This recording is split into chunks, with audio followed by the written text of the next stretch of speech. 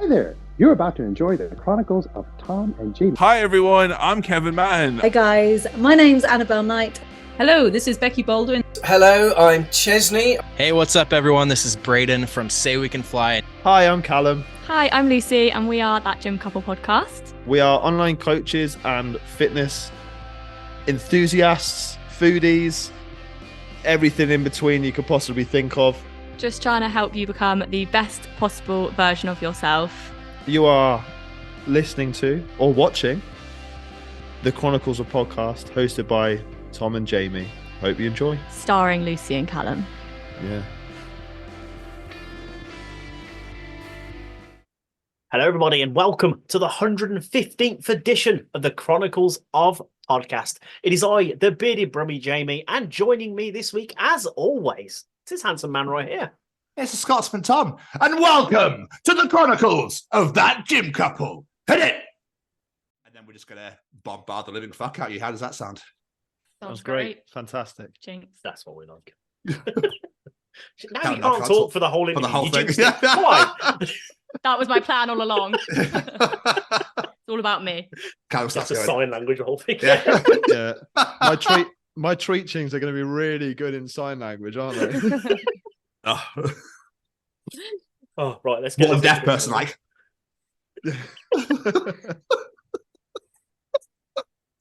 Sorry. Anyway, yeah, please continue. Intro, right. Ladies and gentlemen, today we bring you our first guests of 2024. A lot of people enter the new year with plans of working on themselves and starting their fitness journey. So with that in mind, today's guests are personal trainers and fitness enthusiasts who are here today to not only teach us a bit more about fitness, but also show you why they are that gym couple. This week we are joined by Lucy Chewins and a man you know well, the master of the Treachings, Callum Treacher. Boys and girls, put your hands together as we bring you the hosts of That Gym Couple podcast, and join us as we bring you the Chronicles of That Gym Couple. Yeah, it. always. We need to get better at our intros. Wow. Hosted by Lucy, starring Callum. I love it. What's wrong with? There's nothing wrong with that at all. Yeah, there's nothing wrong with that. I think you've stopped saying that now, haven't you? Yeah, well, I actually? got told off you too many times. So Yeah. We need It's some more great. practice. What's wrong with starring, though? What's wrong with starring? you Well, host, I star. Like no, I'm I the main don't attraction, host. obviously. No, because I felt like that kind of sounded like it was my thing, and he was just like this part on the side, which is obviously not. It's our thing that we do together. So I'll take that. Yeah. I'll take that. I think you're first couple on. I think just Really? throw that out. Yeah, Yeah. I'm pretty sure. no pressure. So none, absolutely none whatsoever. There's loads, by the way. There's absolutely none whatsoever. But in all seriousness, though, how you both doing? How's your day been? Yeah, good. I mean, it's January, so I'm back at work, and Lucy's back at work, and it's our busy period. You know, it's the time when everyone wants to get back into their better selves, I guess you could call it. But it's actually been relatively quiet this January so Really? far. So Really? yeah, I think everyone in Cheltenham, because that's where we live, are just, I don't know, just gone so hard. Everyone's just a bit hungover. I haven't seen anyone in the gym for days. yeah. Whereas we went straight back, yeah. and there's just not really been anyone there. But for me, it's been very, very busy because I'm a full-time online coach. So yeah, it's a very busy week. Lots of calls, inquiries, signing up new clients, which is very exciting. It's just, yeah, it's busy, but good busy. That's what you want, Yeah. though. Yeah. Yeah, exactly. I think Jamie will probably know because the kids are still off school. I assume Yeah, they are. yours are still off. So a lot of the parents have still got the kids, so they haven't got the time to come in and train as much as they probably would like to in January. So we'll see how it goes next week when the kids go back and everyone's back into a bit of a routine. But Next It normally Tuesday, is once the very doors busy. are open. yeah. Conveniently, I've booked holiday. But guys, take us back to the start for you. I always like to ask this question. What did young Master Treacher and young Miss Chewins wish to be when you were growing up? And has it always been Ooh. fitness and interested in No. sport? I mean, I've always had an interest in sport, but I honestly I was that kid who I had no idea what I wanted to do when I grew up. I was just doing what I I enjoyed, think you know. still don't know. No, do I you? still don't really know what I want to do when I grow up. Same. Before I went to university, I wanted to go and do film and media production, and I had a year out. Didn't get my first choice that I wanted to go to. Had a year out. Ended up going off to do a sports degree instead. So that kind of kickstarted it, which was a bit random. Yeah, why? That's quite a jump. Do you know what I mean? Oh, I want to do film and media. Oh, I didn't get in. Never mind. So sports, you say? Okay, yeah. Well, let's discuss.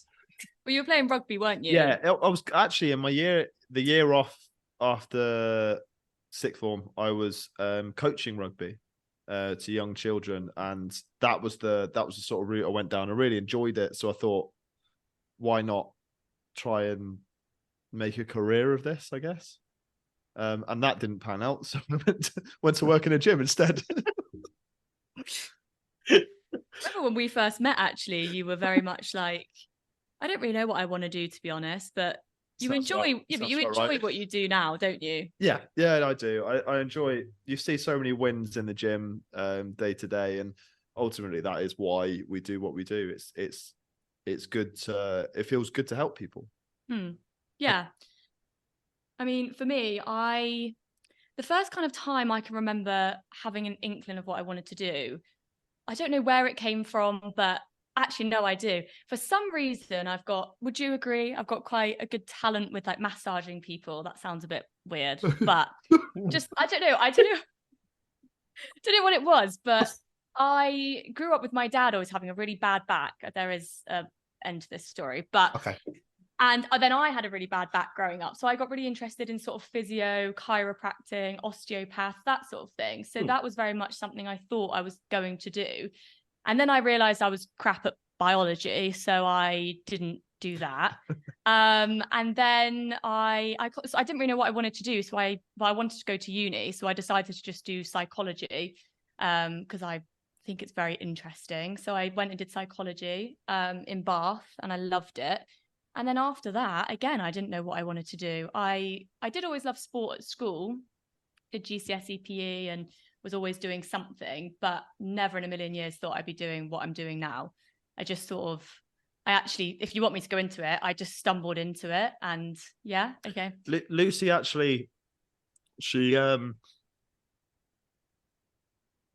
sorry. Hello. I just had a load of spit in my mouth. What's going on? Don't really know what happened there. It just kind of like came up, and I was like, I'm gonna have to swallow this. What are you going to say about me? It was almost like he's like, Lucy, I've completely forgotten everything about my partner. Actually, shit. Yeah. my brain's gone completely blank. That's probably less gross. Can we get back to the podcast? We've only just eaten dinner, so I'm going to go with that. That's what's happened there. We've just eaten, so yeah. Are you all right? Yeah. I'm not sure, but yeah, we'll keep going. Okay. I was going to say you got into it in a really interesting time. Unusual way, an interesting time. Yeah, it's true actually. It probably is quite unusual how I got into what I'm doing compared to how I would say probably most people get into it, let's say. So yeah, after I graduated, I didn't know what I wanted to do, but I ended up getting a job at a startup company. It was a non-alcoholic drinks company, so completely random. I really struggled to find a job after uni. I didn't think it would be so hard, but it was. Anyway, I ended up getting this job, and it was kind of doing a bit of sales, a bit of events, bit of this, bit of that. Never saw myself doing it long term, but I was just sort of doing it. And then the minute we went into lockdown, that April 2020, I could no longer do the job I was doing. I couldn't go to bars and try and sell this drink. I couldn't do all the events got cancelled. So essentially the founder just made me redundant. She literally was just like, bye, basically. No sort of furlough or anything. It was just like, I need to make you redundant. So that my first ever job out of uni, I did for about 7 months and then just got made redundant. And I was like, great, I'm back to square one again. I don't know what I want to do with my life. Yeah, it was a pretty scary time. And then I was literally like, we had the whole summer ahead. No one was hiring. We were in this really weird pandemic lockdown situation. So I just thought, well, to be honest, I love the gym. I'd be quite interested to have a personal training qualification just for myself, to be honest. So I thought I'll just fill my time with that. I'm not really someone that can just sit around and do nothing. So yeah, I just decided to do the qualification over that summer, did it all from home. And then once I qualified, this girl reached out to me. She was looking for a coach to join her because she had just gone online and had so many clients. She needed support. So I came on as a coach and worked with her for about 8 or 9 months, and then decided to launch my own online coaching business. So that's how it happened. So quickly, for those who don't know what online coaching is, it's kind of like personal training, but without the one-to-one aspect. So you can do it remotely from anywhere in the world. You've got quite a lot of clients in the States and all over the world. Yeah, all over the world, really. And it's a way for them, obviously, to stay accountable with their goals and try and achieve their goals or whatever they set out to achieve without having to have the one-to-one sessions in person in a gym. But they also get not just, because I think personal training is really, really great, but you just get that session, that 45-minute session in the gym, and then you're kind of sent on your way. And as we know, it's not just the training that gets you your results. It's your nutrition, it's your daily habits, it's sleep, it's stress, it's everything. So online coaching, or I can only speak for my own online coaching, looks at every aspect of your life and kind of helps you in every way.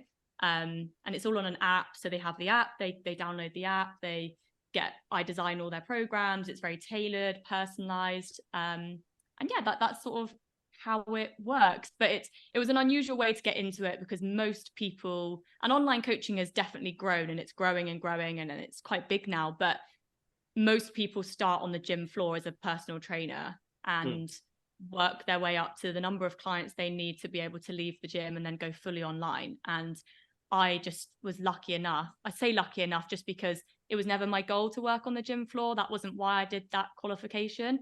I just stumbled into this online coaching role and then always wanted to work for myself and saw that as the perfect avenue to then go and do that. And here we are 3 years later. So it worked out pretty well. That's amazing. It's almost like it was meant to be, sort of thing. Like, oh, we're not selling drinks more. Fuck off. Okay, no worries. That's fine. Yeah. No, I know. Yeah.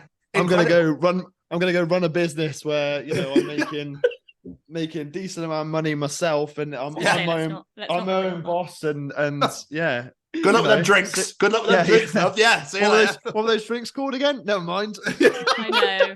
It was one way to turn a bad situation into something good. I mean, I didn't expect it to turn into what it has turned into, but yeah, I'm very, very, I'm not like, oh, it's fate, but I do believe everything happens for a reason. So I feel, even though that was a really scary moment to just be made redundant, that wasn't what I was meant to be doing. And sometimes I think, oh my God, what would I be doing if that hadn't have happened? Would I still be working there? I was going to London till midnight some nights and then coming back, and I was traveling literally to different cities every day trying to sell this drink. I had no experience. Like, I didn't know what the hell I was doing. Was the drink any good? Yeah, it was actually. Oh, okay. Yeah. No, it was, but it was like I got into it in a moment where non-alcoholic spirits were very, very new. And I think there was only like one on the market or a couple on the market at the time. And I had no experience. And people were like, I was walking into bars and people were like, why the hell would I want to buy like a non-alcoholic gin? So it was really difficult. So yeah, I think I don't know what on earth I'd be doing now if that hadn't have happened. It's quite a scary thought, actually. I don't even have to think about it anymore, because it's obviously it's all good. But Okay.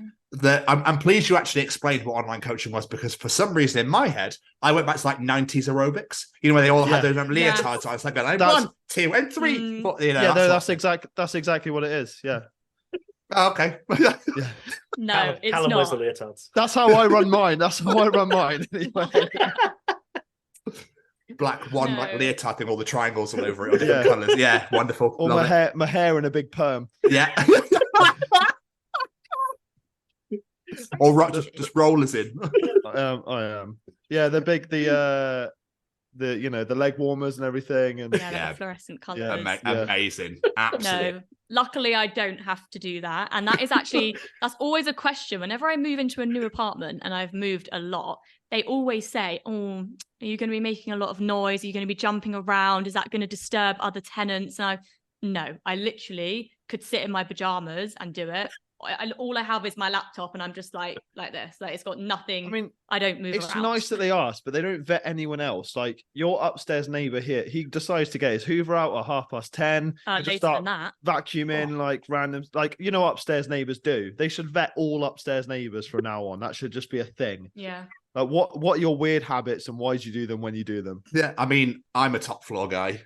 Yeah, you're one of them. I think I'm how tall I am. I think I'm quite heavy footed. So probably it's like, I don't know, it sounds like fucking Godzilla's up here or something. But for such a small girl, she is like, she'll just be boom, boom, boom, boom, boom, all the way across the flat. And I'm like, Lucy. He just gives me this look, and I'm like, oh, sorry. And then I just start tiptoeing. Yeah, you just don't realize. But there is a time and a place to do things like hoovering, not like midnight. Oh, yeah. That's ridiculous. That is. Oh, it does it. Yeah, it's weird. Her bedroom window is right by the sort of the, not right by, sounds horrendous, but it's near the sort of recycling bins and stuff. So a couple of floors up, but they're just outside. And at like 12 o'clock at night, you'll just hear like a few glass jars going into the recycling. And he's just there throwing this recycling in it. You're like, what the hell are you doing? What, from the top floor? Yeah, all the way from the top. No, he's gone down. So he takes the recycling down. He just it's not like he places them in because it's midnight. He's just throwing them in. Anyway, he might listen to this, so we should probably talk about something else. It's gonna get a knock on the door. Yeah, I heard you talk about me. Well, it's probably a good thing, but Lucy was going to go up and talk to him about 12 o'clock at night the other week, and I was like, maybe just wait till the morning. You're like, just sleep on it. Just start being that broom person, start smacking the fucking ceiling. Yeah. Mind you, I Yeah. would. Like, oh, Yeah. fuck off. You won't hear you over his Hoover. Yeah. But I was looking at your profiles and stuff earlier, Lucy, and I apologise if it's a bit too personal. Tell me to piss off if it is. But I noticed in all your bios it said like you want to help women ditch fad diets and learn to love themselves inside and out. Where did this come from? You wanted to aim at? Is this something you've dealt with yourself and wanted to help others get past it, or is this just something you wanted to focus on?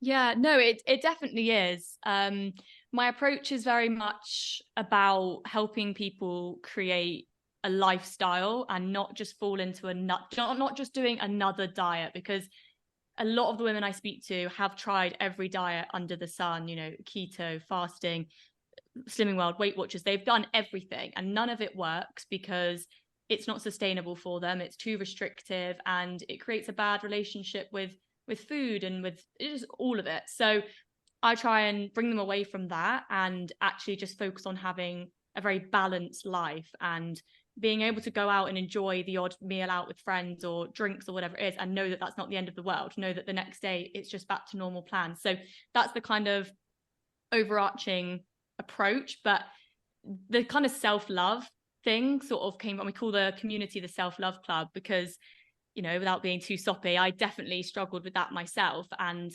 I do come across very confident, and I am confident, but I am actually quite self-conscious and I'm quite insecure about certain things. And when I was younger, I didn't really see my own worth, or didn't think I was, I don't know, I just didn't really like myself, I guess. And the gym and getting in, just taking my own health and fitness more seriously, like massively, it's changed me as a person completely. I'm so much more confident, and I do feel like I love myself more inside and out, and I want to help other people do that as well if I can.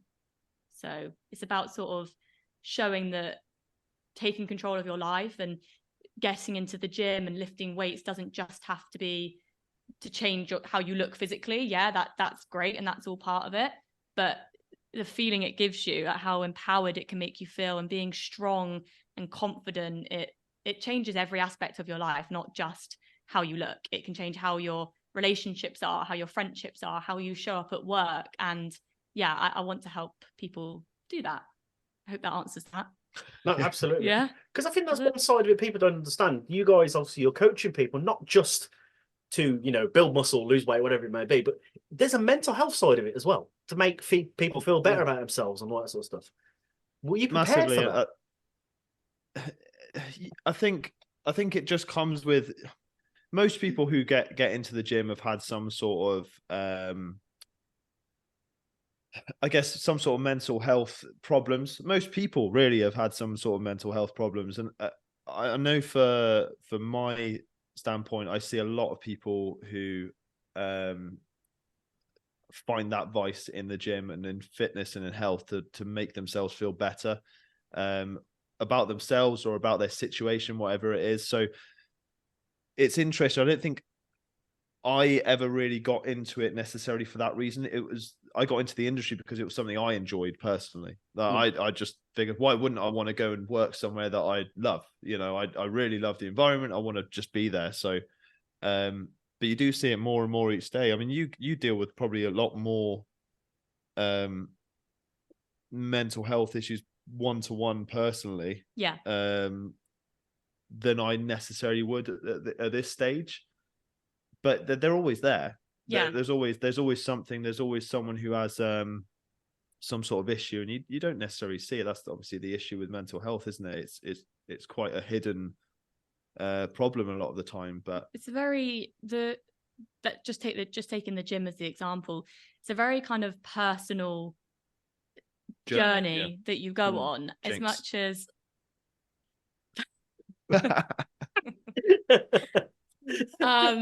it's quite personal. Like, everyone is there for, and this is what I always say to my clients, like, we all have our why. You need to have a why, because it's not easy. Losing weight, building muscle, whatever it is you're trying to achieve, it's not easy. Otherwise we would all be walking around with six packs and we would be just feeling incredible. We're not. The amount of times that I hear people come into the gym, they're like, "Oh, I don't want to get too big." I'm like, honestly, if it was that easy, I would be ginormous right now. Like, it's not that easy. Yeah. It takes years and years and years of training. Yeah. And they just, because they think that, you know, if I'm gonna, oh yeah, but if I lift a weight, it's a lot of women, like, typically they'll be like, but if I lift weights, I'm gonna get bulky and I'll get really big and muscly. I'm like, no, not straight away. But there's a lot you need to do. Yeah, there is. And yeah, so my point is that everyone's got their reason why they're doing it, whether it is just an aesthetic goal, whether it is just to relieve some stress, I don't know, everyone's got their reason why, and that's what keeps you going back. It's not because you wake up every morning and you're motivated to get into the gym and do your workout or whatever it is, whatever habit you're trying to build. You will wake up some days and it'll be the last thing in the world you want to do. But if you have that reason why you're doing it, and that's very personal, like yours is different to mine, like everyone's is different, that's what needs to get you there. And for me, the gym literally is therapy. Like, if I don't go for a few days, I just feel myself getting a bit more irritable and like I just impatient, and I just don't feel myself. It's like a time to put my headphones in. It's actually a very social place, but to go and just switch off from everything. And obviously scientifically, it literally releases feel-good hormones. It does boost your mood and reduce stress. So there's that as well. But yeah, I think mental health is a massive part of it. And that is why I did really try to incorporate that. And I do try to in my coaching as well. And that sort of loops back into my psychology degree as well. You know, the brain, people, the way we think, the way we work, why we do the things we do. That's a really big part of it. And I think people don't expect that maybe from an online coach, but I think it's really important to have that. I love the idea that you said about mainly women going in thinking that they do weights to get massive. I love the idea of Audrey going in, picking up a dumbbell, and you know, it's like inflation as soon as she moves, like that's just like huge guns on. I love like that. Popeye with his spinach. yeah. I wish it was that easy. Yeah, I do wish it was that easy. You know, drink your protein shake and then suddenly you look like Dwayne The Rock Johnson. But then a lot of that does come back to like people don't fully know, they don't understand, they don't have the knowledge. Like see, and that I think that's part of the issue, isn't it? You see so many fitness influencers now. I mean, I don't know about everyone else, but my social media is riddled with it. Obviously, it's going to be a little bit more because I am in the industry, so a lot of the content I post is very similar. But there's so much misinformation out there. Still, and people are selling things. It's snake oil, like salesmen. Essentially, a lot of it is, you know, the products they're selling, the things they're trying to do, the fad diets, they're still all there. They're just being repackaged under something else that people are like, oh, this looks good. This has gone viral. let's do this, or let's take this supplement needs to be must be good because everyone else is taking it. Well, they've been paid to take it. That's why they're taking it. And that's why these things not like the results that you get from these things don't typically last, because the person doing it typically isn't gaining any knowledge. They're just doing what they're being told to do. It's normally a very one size fits all generic sort of plan that's been given to thousands of people. There's no sort of element of how is this actually going to fit into your lifestyle. I've got clients, I've got uni students, I've got mums, I've got doctors, nurses, people doing all sorts of different jobs, and there's no way the same thing's going to work for everyone. So my job is to sort of go, right, how's your week looking? Like, how are we going to fit this in, and actually explain to them, if I make an adjustment to their plans, for example, why I've done it, so that they're actually learning. The goal is ultimately to get them to be able to do this confidently on their own. And as I said, make it a lifestyle, make it last. So those kind of diets that don't teach you anything, that's why they never last, because you don't know you finish it. You might have got some results, but you finish it and then you go, right, what do I do now? How do I actually live a life without that? So that's what I'm trying to do. That's what we're both trying to do. Yeah. Essentially, we're trying to make our jobs obsolete. Yeah, basically. So they don't need us at all. I think the whole working out, the whole gym sort of thing has become prominent in the last 10 to 15 years. I don't remember back in the early 2000s or mid 2000s that people going to the gym all the time and talking about it. Do you think social media's had a massive impact on that sort of thing, especially we say with all the misinformation out there now as well? It's oh yeah, I took this carrot pill and now look at the size of my quads. Oh my god, that. It's just you there's so much. Don't start talking about my quads, because James asked you to get a watermelon out or something. Yeah, it gets creepy, it gets weird. Yeah, I may have made a note of that somewhere down the line. I'm just saying. No, I'm joking. Well, don't want to know. Here's one I prepared earlier. The day is finally here. Essentially, just quickly, sorry, just to quickly jump on this quick. Essentially, Jamie's got a really weird obsession with Callum crushing a watermelon between his quads. I have no idea why. I always question why he asks this all the time. It's come about 5 times, I think. He brings it up a lot. So I've never tried, but I reckon he could. The muscles that Lucy's on my side. That's more your abductor muscles. Yeah, the muscles that you kind of need to do that movement. Mine aren't very strong. I was going to say maybe if you lied on it on the side, but anyone could. Or just lie on it. Yeah, I could lie on it. This has gone weird. Yeah. Sorry. I just like the fact that Lucy's supporting me here. She's like, "Come on, we can make it work. Come on, we can do this." I'm interested in this. I mean, the way when you said that, Tom, the way she looked at me, there was a bit of inquisitive. I wonder. Maybe we could try different fruits and see. Yeah, we'll start with a satsuma. Yeah. They are massive. Found a niche. Yeah, there we go. I get this feeling you're just going to send us a picture in a few days of a wall covered in fruit juice going, what have you fucking done? Lovely smoothie, this. Lovely. Bloody delicious, this. Maybe that could make us TikTok famous. You just squeezing. Yeah, that's how you do it. Yeah. Yes! Go viral on TikTok. Just put a cup underneath and you just squeeze the juice out. Oh. Do you know what the problem is? That's probably already a thing, isn't it? Probably. Probably. That's a juice you can try and sell, Lucy. Everything's a drink you could try if you can think it. Yeah. If you think it, it's a thing. Maybe OnlyFans, that might be something. Oh, it'll be a thing on there. I'm sure it will. I'm sure it will. Who knows? Anyway, moving swiftly on. So sorry. Just going back quickly to the mental health conversation as well. I bet it feels fucking unbelievable when you see people who have started with you get to the end, or get to a point where they're happy, or get to a point where they're like, "You've changed my life." It must be an unreal feeling. Yeah, I think. Because you do see it so much, and you obviously chat to these people daily, and it's it just becomes a sort of a part of your life, doesn't it? Yeah.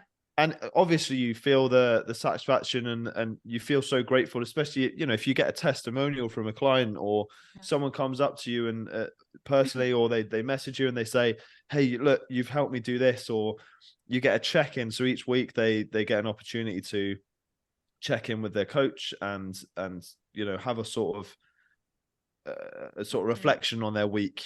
themselves. And a lot of the times you'll get messages in there being like, I was able to do this for the first time, or I haven't been able to fit into these clothes for a couple of years, and I tried them on and they fit. And it does make you feel it makes you feel great in that moment. Then you're over it. But then That's what I'm saying. Then you're on to the next one, so it doesn't matter, does it? No, obviously not. Like you feel like, of course you feel great. You do. Feeling like you've helped someone. And I think you just hope that it lasts because you're not in their life. But then what I was going to say, that then you go on to the next client and they're having the complete opposite feeling. You know, they're like, I'm really struggling. I'm dealing with this. I'm dealing with that. So you get both sides of it all the time, I think. And it's obviously it's a joint effort at the end of the day. It's we give 100%, but the client has to give 100% as well. They're the ones doing all the work, really. Like we're guiding them. You can lead a horse to water, but you can't force it to drink. I can give you all the tools in the world. Thank you. Fountain of knowledge.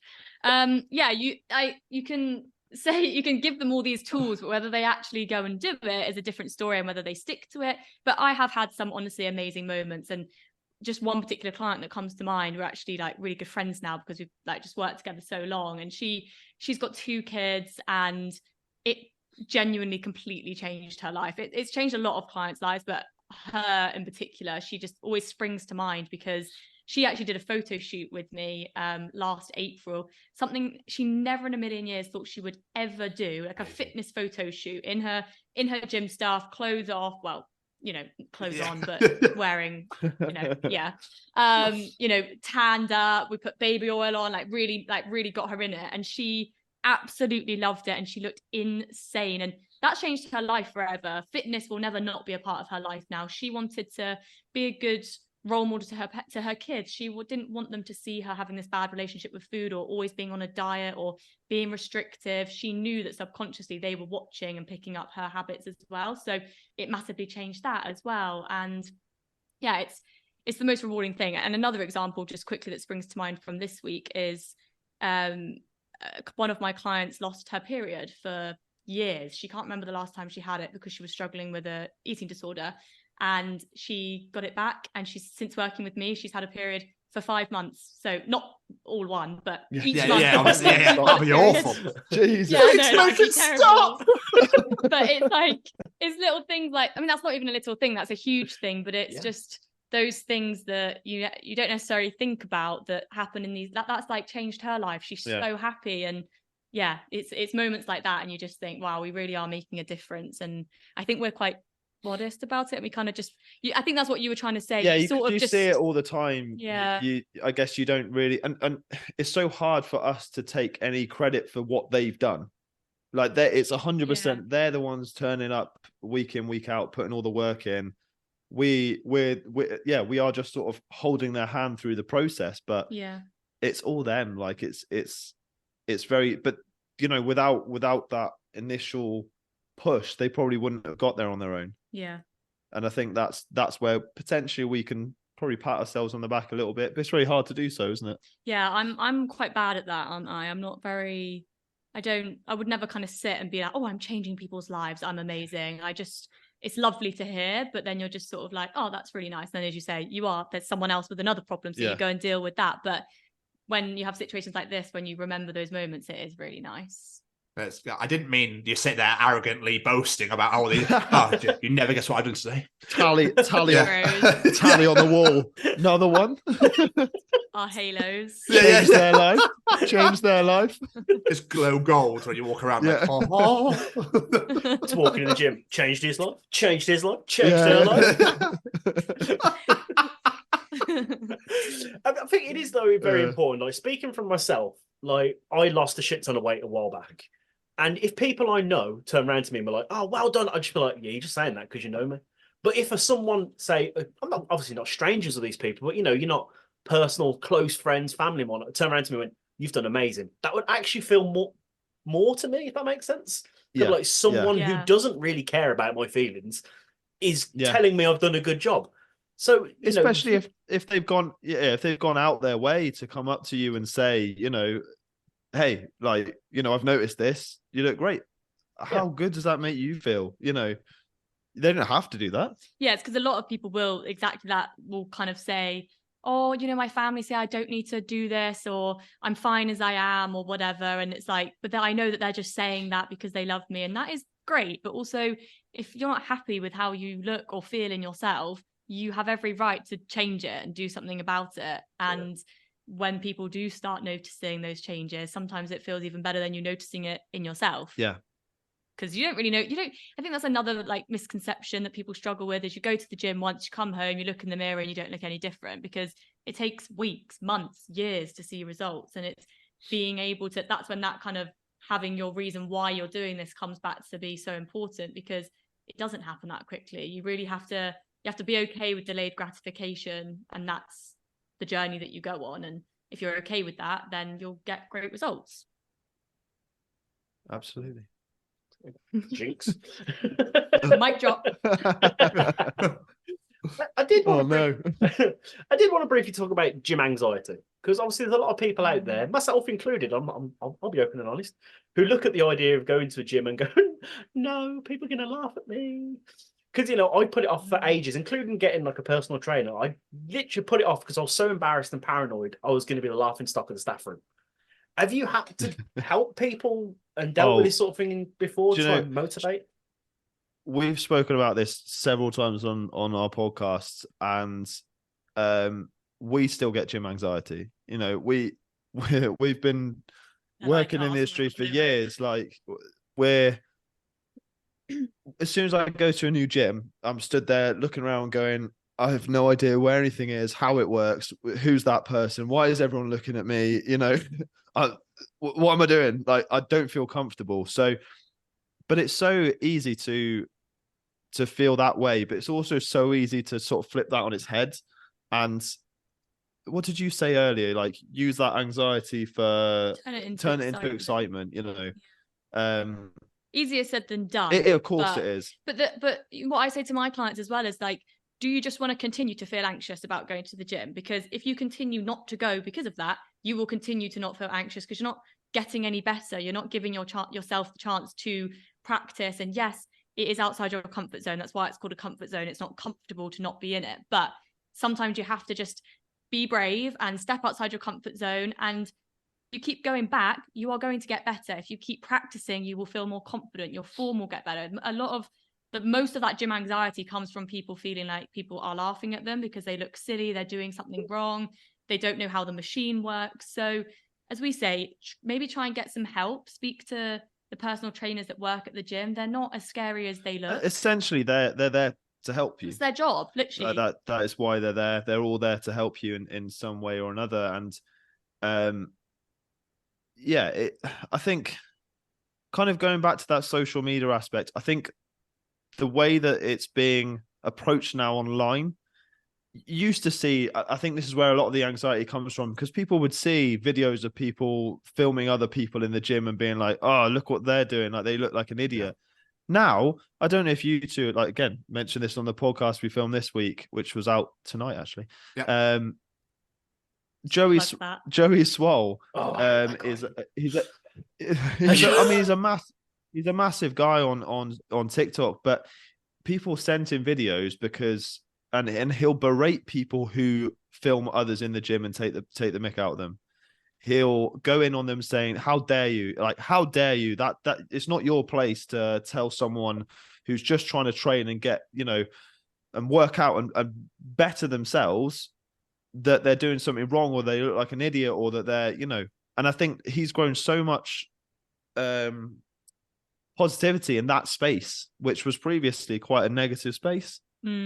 That I think it's doing wonders in terms of the social media side of things. I think people just need to understand and remember that every single person starts somewhere.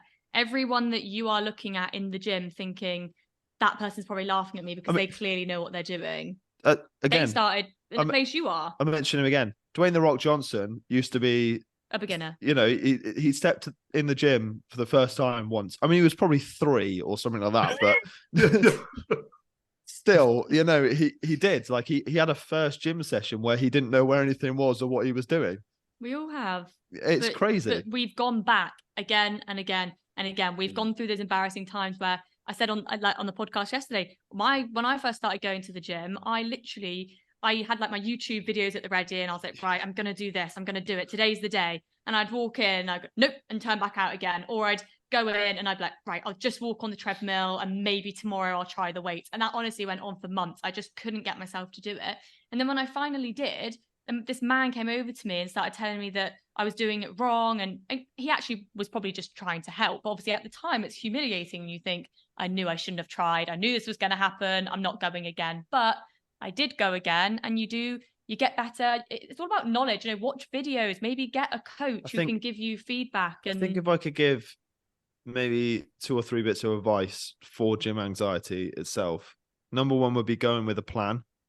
Yeah. So whether that's a workout plan or just an idea of what you're going to do, it makes things a little bit easier to manage because you can just go in, get it done, get out. You're not sort of looking around like, oh, what next?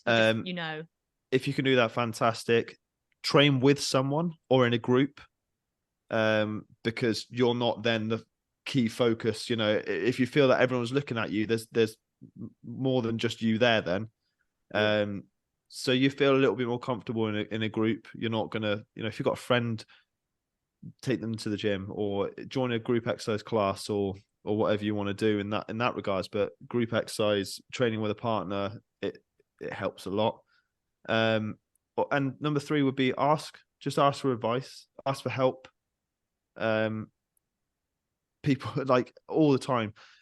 I'll be at the gym and people will come up to the desk where I'm working and they'll say, hey, I'm really not sure what this exercise is. Could you help me? Yeah. I know for them it's taken me a few months ago. I know for them it's taken them a lot of guts to come over and ask for help. But they've done it, and then I've shown them how to do things, and then a week later I'll see them doing it themselves, and I'm like, all right, like you're doing it better than I am. Didn't have to take that on too well, But they're probably my 3 bits of advice. So, go in with a plan, train with someone, and just ask for help. Agreed. I feel like there's a lot of ways of doing things now as well. There used to be like cardio, treadmills, weights, dumbbells, maybe deadlifts and stuff. And now you've got resistance training, you've got strength training, you've got pushing and pulling, you've got all these absolutely mental ass like things going now. Like you say about for people that have, well, you know what I mean. Like it's like it's all the gym jargon. Like you get bogged down in it, don't you? Another reason why I think people are too afraid to even start, because where do I start? Like there is just all this going on. What the hell does it mean? Where do I start? It's just too much. So yeah. I mean, for like people that are like starting out, and it's like, well, I've heard about this resistance training, like what, but I want to slim down, but I don't want to, but I want to do this, but I want to have it this way, but then I want that happening as well. Like there's so much, I think there's loads of that now, where it used to be like, there's your cardio, treadmill over there, bike over there, rower, you're good. And then your weights over there. See you later. And essentially, really nothing's changed since then. They've just added a few little bits that it's still the same. Like it's still the same as it always is. The principle of losing weight, gaining muscle, it's all still exactly the same. Nothing's changed over the last, 100 years, 200 years, however long, like people have been training, And that's the simple part, really, isn't it? It is, yeah, it really is. But I guess it's knowing your way around the bullshit. it's the sort of the advice. Knowing where you where things are and how things work and what's going to complement your goals, I think, as well. I think, first of all, before you even try and dive in, think about what is it you actually want to achieve. Again, back to your reason why, not what that person's doing or that person said you should do. What do you want to achieve? Do you want to lose weight? Are you trying to build muscle? Do you just want to have a little bit of a healthier routine? Like, what is it? And then try and figure it out from there, either on your own by doing some research on, okay, I've got this goal, so what's the best way to get to that goal? Or obviously get some help from a PT or a coach or whatever. And on that note, with the help, asking for help, I don't know any fitness professional, if someone asked them for just some simple advice, I don't know anyone who wouldn't just be like, yeah, like fine, I help. We can't wait. If someone in the gym is like, sometimes I see people in the gym and I really want to go over and help, but I obviously don't want to cross the line, so I don't. But there has been some circumstances where I've been waiting to get on a bit of equipment and the girl's been using it and she's like, I've only just started doing this, but I'm not really feeling it in the right place. Do you do this? Do you think I'm doing it right? I'm like, oh, well, actually, it's my job. Do you want me to help? So then I can give advice then and there in person, and they'll try it the way I've said, and it's free. God, it's like, why wouldn't we help them for free? Of course, yeah. And I mean, I think we'd both. Yeah, I get DMs occasionally from people saying like, hey, like I'm not really sure what to do. What to eat. At this sort of, for my lunches, or I'm really not sure what to have in and around my training. How many grams of carbs should I have and things like that.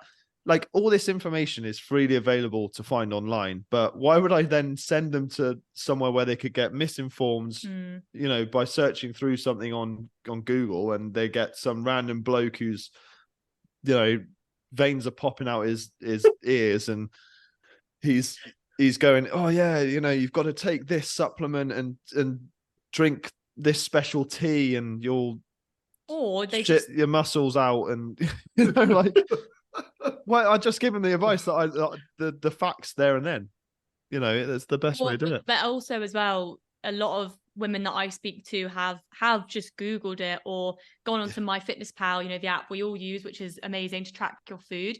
But it is just a generated number. They'll just say, I want to lose weight, and it will just generate a number. And it's normally way too low. It will be like 1,000 calories. And they're like, well, I just can't stick to it. And I'm like, no wonder, that's not enough food for you. So it can be really useful having someone to actually understand a bit more about you, your lifestyle, and how that plays into the amount of calories you should be eating a day. I mean, we're making it sound really complicated. There is quite a lot to it. And that's why if you can get help, it's obviously better. But we'd prefer you asked, than just much. try and go it alone, because there's, as you said, Tom, that there's so much out there that's so confusing. Where do you even start?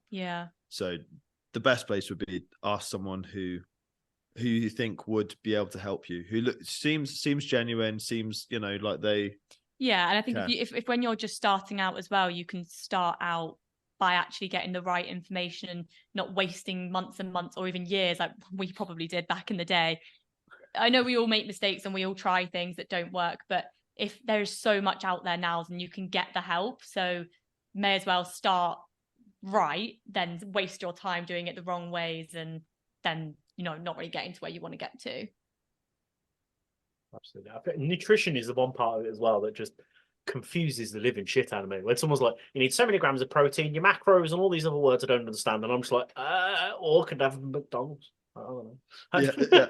Because it's free. It's there available, isn't it? And it's so easy to get. It's so much easier. And I mean, I don't know. Like, if you guys, it'd be interesting to ask you two actually. When they introduce calories onto menus in restaurants and stuff, like, did you have a sort of opinion on that? Was that a concern of yours? Did you think anything of it, or paid no attention at all? If I want to eat something, I'm going to fucking eat it. Yeah. And I think that's the way the majority of the nation thought. They're like, it doesn't affect me at all. The only people that really actually cared about it were the people who are regularly training in the gym and people who have some sort of eating conditions and stuff like that. They were probably the only people who really sort of thought, oh, this is either really good or this is really bad. The vast majority of the public, I don't think noticed, really. Like, I don't think noticed. Like, if you want a big burger that's 2,500 calories, you're going to eat a big burger that's 2,500 calories. I think we all prefer to be blissfully unaware sometimes, but that's obviously why they've done it, isn't it? But then you are right. I don't want to go into detail about this, obviously, but people who do have eating disorders or have recently recovered, or that is quite triggering for them. Of course, if they've finally got to a point where they can go and eat out at a restaurant and not think about what they're consuming, to then have it put in your face, it's actually not very productive for them at all. But I think different people took it in a different way. But it's interesting. But like you say, it is really confusing. Calories, macros, to where even to start with it. It's hard, but it is that's kind of the simple fact. If you want to lose, let's just take losing weight, for example, or gaining muscle, nutrition is a massive part of it. So it's useful to understand. They say, I think there's a saying, it's like losing weight is about 70 to 80% in the kitchen. Yes. Which is so depressing, because like I'm trying to lose weight now and I'm such a foodie. I love food so much, but it doesn't have to be boring. Like, we make such lovely food all the time. It's just, I guess you get to the point where you know kind of where to look and what to look at, and there are a lot of resources out there that can help. You know, we have some that we use that we'll get decent recipes that we know that we can enjoy and actually taste good. It doesn't have to be chicken, broccoli and rice like every single day for every single meal, or fish and a rice cake. You know, it doesn't have to be that. They got it. I've mentioned that on the podcast before, and Lucy didn't know what the fish and the rice cake guy was, and I had to show her because afterwards. I've seen every meme in the world like you have. Like, it's like you spent your whole childhood watching memes. Yeah. And most of my 20s as well. Well, I was a lot younger then, so. Oh, make it sound weird. Yeah, it's not that big of an age gap. Yeah, it's I think you just have to, like, I think people shy away from even starting as well, because they just think it does have to just be chicken and rice and you can't ever have anything you enjoy. But that's another really big part of my coaching, is because I am a huge foodie, so I'm never going to ask my clients to do something that I wouldn't do myself. But it's just about understanding that potentially some things we need to have a little bit more in moderation, but a balanced diet is honestly the key. Obviously, if you have a very specific goal, you know, it's fat loss, or you're working towards something in particular, a few sacrifices will need to be made now and then, you know, maybe cutting back alcohol, maybe not going out as much, maybe not having as many takeaways, but it doesn't mean you can't ever have them ever again. You absolutely can. Just need to be a bit more sensible about it and just think ahead. I think, you know, it's planning and it's prepping. Everyone has very busy lives, and we pick up the most convenient, quick thing that we can. And I get that. But if you can plan ahead, these are the meals that I'm having, or even prep them ahead of time, they're already ready there, and you don't have to think about it. And you've done the work for yourself. You've made it easier for yourself, essentially. Yeah. So it's great. Cool. No, good. We love it. But sorry, I feel like we're like preaching. Like, can you tell we're quite passionate? No, it's great. It's what we like. People, it's at least not like, yeah, well, I did this because of that. Do you know what I mean? And people are like, well, I'm turning this shit off. I'm not listening to this anymore. It's great. This is why we had you guys on here, because we know how passionate you are about what you do. But obviously, recently you began a podcast called That Gym Couple. So, you know, with the juicy bits is what we're all here for. Where did the idea come from to start this? Oh, well, it's not that exciting, is it? We were literally sat in a park, and the same park that Tom and I walked around when the Treachers kind of started, actually. Oh, no way, we're at Pittville. Yeah. No, we nice. weren't in Pittville. Yeah, we were. No, we weren't. We were in Imperial Garden, opposite a different park to walk around. It's not some magic park where ideas come, but no, we were just I'm really into podcasts. I love them, and obviously us being in the same industry, I always thought, you know, how lovely would it be if we could work together one day in some capacity. And yeah, I don't know, we were just sat thinking, how could we potentially put our passions together? And the podcast is what came to light. Because I don't think we're quite at a point where we're going to dive in and do coaching together. Maybe one day. Well, we are. Well, we are, but not for like the same umbrella. Yeah, we've got like a project that we're running at the moment, which is like for a photo shoot where we are working together. So if anyone is interested in that as well, little plug for that one. Yes. I got a question. You know, feel free to hit us up. But yeah, I think it was a case that it took us a little while before we were like, are we doing this? I ordered the mics like the next day. So I was like, we spoke about it for a little bit, and we were like, are we going to do this? Are we going to do this? Yeah, let's do it. And then, I think we sort of had a bit of imposter syndrome at first. We thought it would be a really lovely thing to do. And then we were like, who are we kidding? Like, no one gives a shit what we have to say. Like this, why would we do this? This is silly. Or maybe that was just me, because that's just I'm just like that. I was like, no, this is embarrassing. That's why it's hosted by Lucy and starring Callum. Yeah. No, and then I was just like, do you know what? Screw it. Let's do it. Ordered the mics, ordered the stands. We got the cameras. It's clearly not the most professional setup, as you can see. But yeah, we just sort of decided to go for it. Yeah. And we're just enjoying it. Like, even if it goes nowhere, if we only have a couple of listeners, if we help a couple of people, then we're happy. I mean, every week I get my mum messaging me being like, oh, I really like the podcast this week. Although she always you had should talk criticism. Yeah, and it's always like, maybe you should talk about this. And I'm like, oh, maybe you should waffle less. Yeah. We've died down the waffling on our podcast a little bit, because we probably doing it now, to be honest, aren't we? We can waffle on. Sorry. No, we love it. We love waffle. That's what we're here for. We want the waffles. Yeah, I do love a waffle. Yeah. I mean, Yeah. but we probably should touch on this right at the beginning, to be honest with you. I know you made a whole episode about it. How did you guys actually meet? Oh God. Do you want the full, like, Go full shebang, go Not that straight. long, no, really. it's not. It's just we Take a guess. Take a wild guess where we might have met. Let me see. It won't be by Where we the spend river. 90% of our time. So, it won't be in the pub. Maybe in Stoke. No, I'm joking. oh God. Oh, no. Throwback. Sorry, uni days. Yeah. Apologies, Cal. Yeah, I've heard all the I great was like, stories. Vietnam flashbacks then.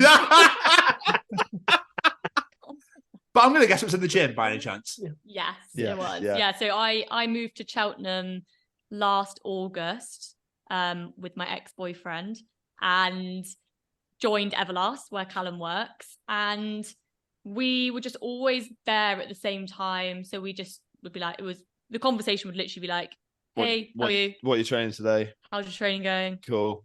And then And we it's- just wouldn't yeah. speak. Like, we were literally just gym buddies. Like, we would speak and that was it. And then, yeah, we were friends. Like, we were gym friends for about a year. And then the relationship I was in, we ended. You were then single.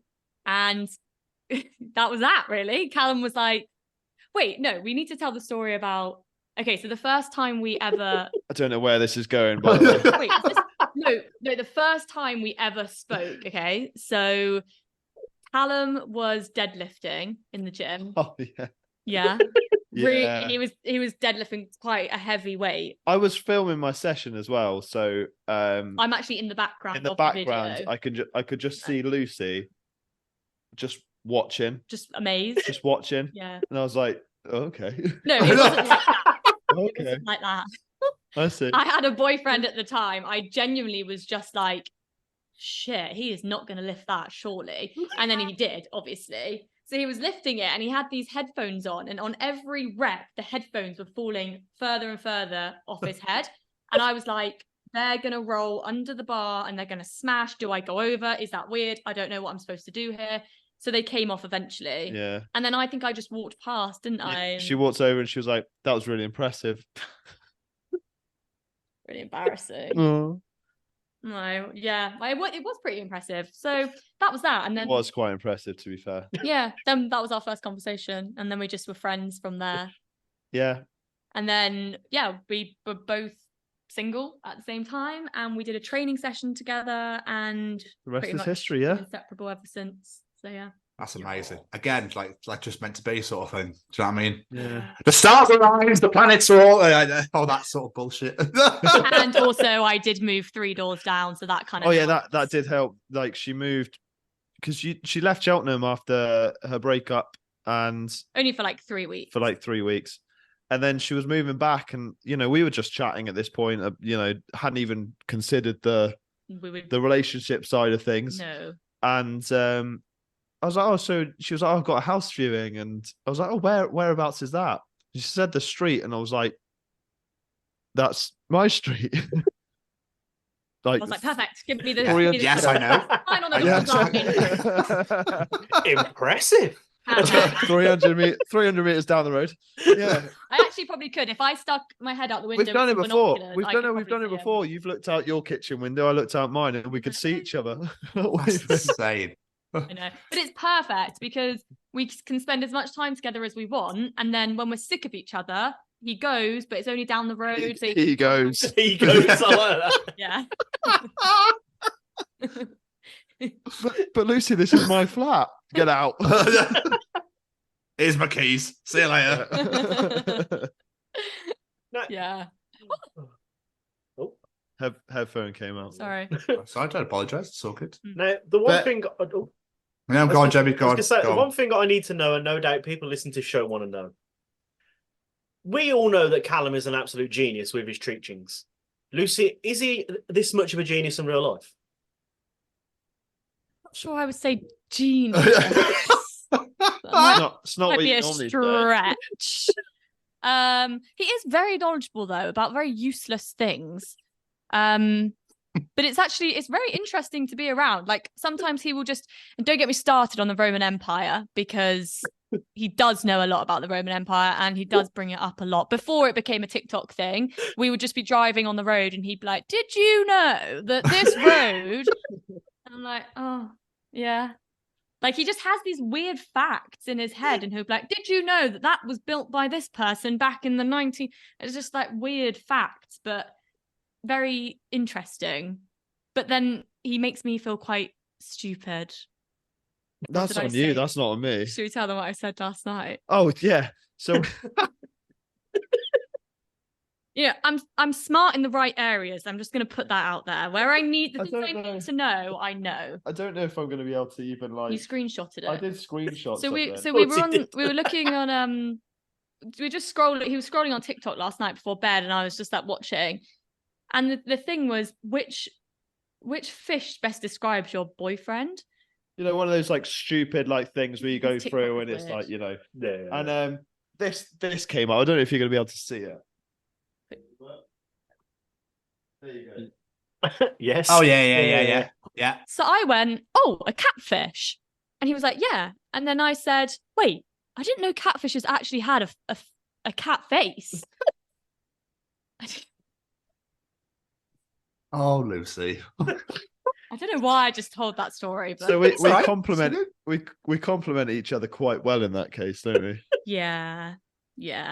I push you to be better in certain areas, and you give me useless knowledge that. Yeah. Yeah. So he is actually very smart. He's much smarter than I first thought when I first met you, which is great. It's a backwards compliment if ever I've heard one. That is. Yeah. No, he's got a lot under the layers, you know. There's a lot going on. I'm there. like Shrek. Yeah, you are. You've got layers. Yeah. But have you heard the things that he comes out with for our show? I'm just intrigued if you've heard these things. And Yeah, I have heard some of them. Sometimes you film Sometimes them I here. film them here, so like Lucy will be in the other room, just probably going, "What the fuck is he saying?" Yeah, like to be honest, I'm still on the is cereal soup one. Like I can't quite get that out of my head.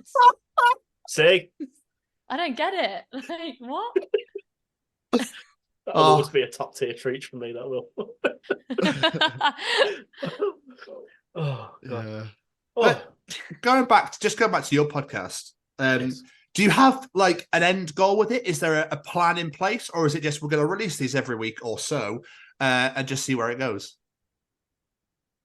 I think I think there was so. I think there was no real plan. It was just sort of this could be something fun to do for us. Let's do it. You know, if it ever goes anywhere, fantastic. I mean, I think one of the main reasons we also started it was because, not the main reason, but obviously we are both, I'm self-employed. You would eventually like to be fully self-employed. And it would be great if we could show a bit more about our personalities, not just on social media, because obviously social media just shows the highlights. Obviously I show a lot of my life on social media and try to show all the parts, but you can never really fully know a person just through Instagram. And I know a lot of people do vlogging and have YouTube channels, but in all honesty, I don't really have time to vlog, and my life is pretty much the same every day, so it'd be very boring.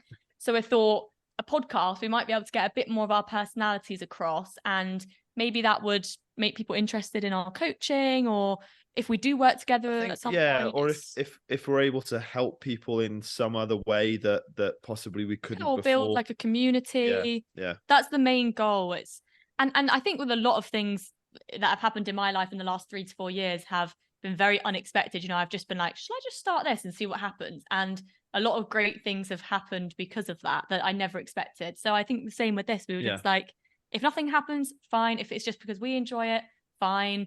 If something does happen and we end up being able to do it a bit more regularly, that would be really fun too. So yeah, who knows, really? No, I'm excited for you. I really am excited for you. It's great. Thank you. Just persevere. It's the best thing you can do is just persevere. A lot of people start shows and then they end within 4 or 5 episodes. So you've already beaten a lot of people. Do you know what it is? Like Lucy stays away from a lot of this sort of stuff, but I get really bogged down into like the analytics. And I love numbers and I love the stats and stuff. So, you know, every time we post an episode, I'm like, oh, we've had this many downloads. Oh, it's so exciting. And then, but before you know,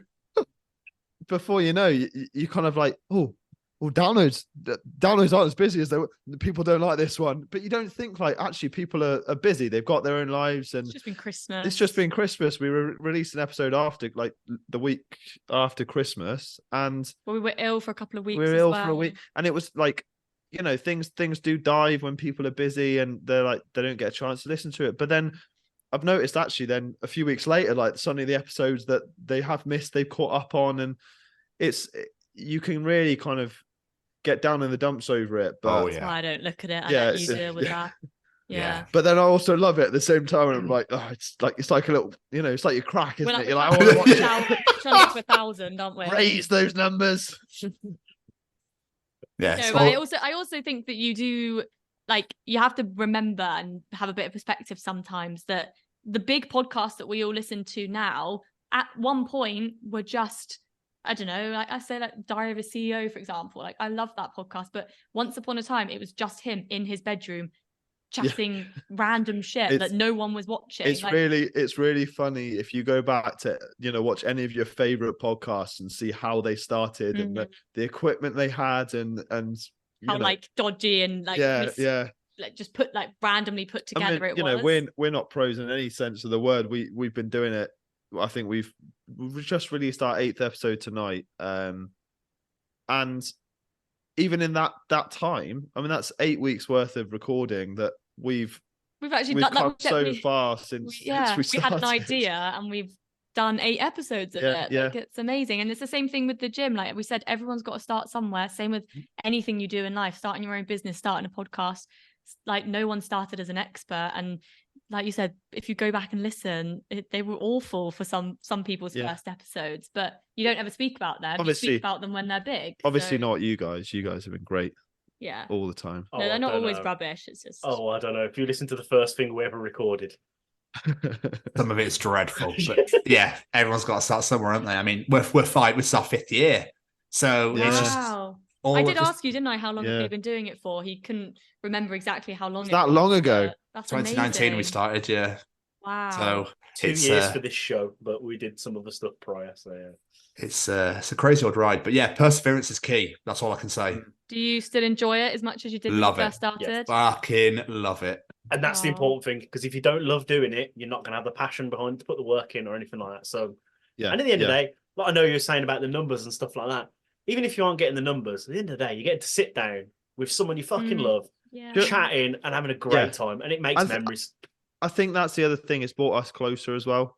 As much as sometimes it is super stressful, you know, we've had a really busy day. You're tired, you're hungry, you're going. Oh, last thing I want to do is sit here and talk to you for 2 hours. And but actually, but that's the point, isn't it? And then you start talking. You're like. And then an hour goes by, and we're like, "Oh, we've been talking too long." We've barely even said hello to each other. You know, we barely even actually got into the nitty gritty. We're just chatting and chatting and chatting. So, but also, it'd be so easy to just say, "Oh, should we just not tonight? Should we not bother? Let's just put something on TV and relax." You have to be a little bit disciplined with it. We have to be like, right now, Tuesday we are recording. Thursday it goes up. Otherwise, it just won't happen. Don't give ourselves long to edit in between, but no. Yeah, we're so good. 2 days edited, fair play. Yeah. Yeah, well, I was doing it myself, but now it's January. I've given you that job. Yeah, haven't so I? I have that. That's why the quality of the editing's probably gone drastically downhill. Sure, it hasn't. Yeah. I just used at the beginning, I was like, I need to watch it with a fine-tooth comb. I need to be happy with everything I've said. And now I'm getting a bit more relaxed and I'm like, yeah, just edit it. It's fine. I don't mind. Yeah. So hopefully that's a good thing. Leaving all the yeah. It's just, I think that's it. It can be time consuming. It can be you cannot be motivated to do it. But again, it links back to the gym. It's the discipline that actually makes the results. It's not the motivation. It's turning up every single week and doing it and putting in the work. Even when you're not seeing the results. Even when you're not seeing the results. You know, sometimes going back to the analytics, sometimes you'll see something you post and it's got, you know, within the first day, you might have like one download or something, and you're going, that one person has actually listened. You know, that one person has tuned in, and even if you're just doing it for that one person every week, it's still one person who's appreciating the content. It's probably just me. Yeah, it's just me listening back. Has this uploaded correctly? No, you're absolutely right though, and I think what you guys are doing, whether it be with the podcast or with your online coaching or with your in-gym personal training, it's so important because you're helping people. Like, people might have those gym anxieties I was talking about earlier. They could listen to your podcast and you go, do you know what? I think these people are laughing at me. They're just people. Yeah. I'm not motivated. Even they have days they're not motivated. And I think it makes it more humanizes that area, because I will happily admit I'm a 37-year-old man and I'm fucking terrified of that place. When I go to the gym, I go like 4:30 in the morning when there's no one there. And, you know, that's when I need to work on myself. But I know, I can guarantee I'm not the only one in the world. Yeah, but at the same time, like if that's you know, you've also, whether you're going at 4:30 in the morning or 6 o'clock, you know, in the evening peak time, you're making that decision to go, and that's the most important thing. You are making that decision to go, and you're turning up when it counts. Arguably at the hardest time ever. Yeah, who wants to train at that time, mate? Jeez, no way would we be up at that time. I used to go before work. Well, I can't afford it at the minute, but yeah, when I used to go before work. So, yeah, that's hard work. Anything to not have people stare at me. But I mean, we'll get there. Keep going. Yeah, go on, Jay. You got this. Okay. You got this. Yeah. But I mean, have you ever really been to a gym if you don't complain about the fact that you can't walk or can't sit down, or my leg hurts, or my shoulders? I just can't today. I can't lift my arms. It's that sounds like us every single day. That's how you go to the gym every single day. I'm like pure agony. Yeah. I don't know why it's not getting easier. I think I sat down to start training earlier today, and first exercise, I was like, this feels really heavy. Like, this is, my shoulders are hurting, my knees hurting. It's not even an exercise I use my legs for, but my knees are hurting. And someone walked past and that I know, and they were like, oh, what are you training today? And I was like, I don't really know. Like, I'm in absolute bits. And they were like, oh, they were like, what did you train yesterday? I was like, I had a rest day. I didn't train anything. My body's just decided, nah, today you're just going to hurt. So just deal with it. And we spend a fortune on massagers and osteopaths and chiropractors because our bodies just give up. Because you actually are pushing your body a lot. You're putting a lot of stress on your body. Obviously, it is really good for you, obviously. But like the amount... There's us going like, yeah, get in the gym. It's great. Your body doesn't work afterwards. You're going to really hurt yourself. No, but like, you know, if you've been doing it for years and you get like aches and pains and your joints do start hurting a little bit. It's why it's really important to take your rest days and to warm up and cool down. Yeah. That's the coach in me. But yeah. You don't have to take it to the extremes that we do to get the benefits. I mean, we're not that extreme. We just push ourselves. Yourself. Speak for yourself. Yeah. Yeah. It's...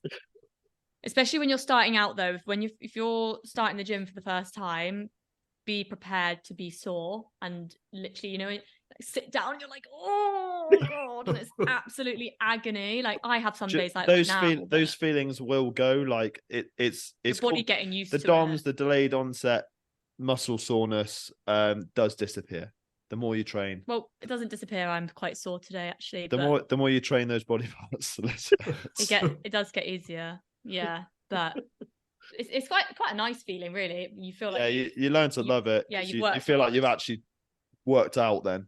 Yeah, I think we're just used to it now, though, aren't we? Yeah. So you mentioned not long ago you guys were working together on the photo shoot package. Yes. What is it? Tell us all about it. What are you offering? What are we offering? Yeah, what are we doing?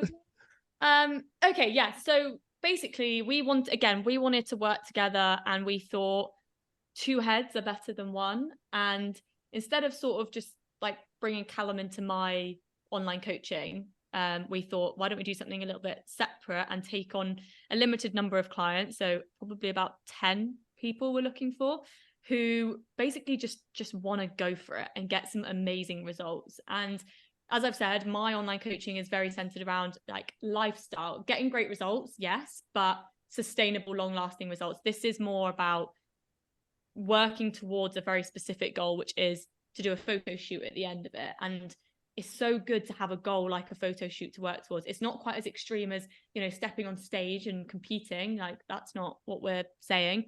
But a photo shoot, you're going to want to feel your best for a photo shoot. You're getting your kit off, you're wearing clothes, you want to feel confident and have these photos forever to look back on, be so proud of what you achieved. So yeah, that's what we're trying to do over the next kind of we want to get all the people in, and then for the next kind of 18 weeks, just get your head down and get you some amazing results, and then take you to a photo shoot that we will organize. We'll book the photographer, put on the whole day.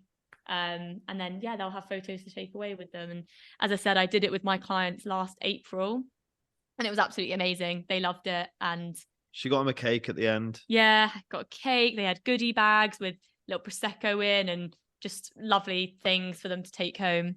And then, yeah, that's kind of what we want to do. And I think if we could do it together, then they get, we bring different things to the table. So working together, they get 2 of us. Yeah, Lucy brings all that kind, compassion. Yeah. And I'm like the drill instructor, I guess.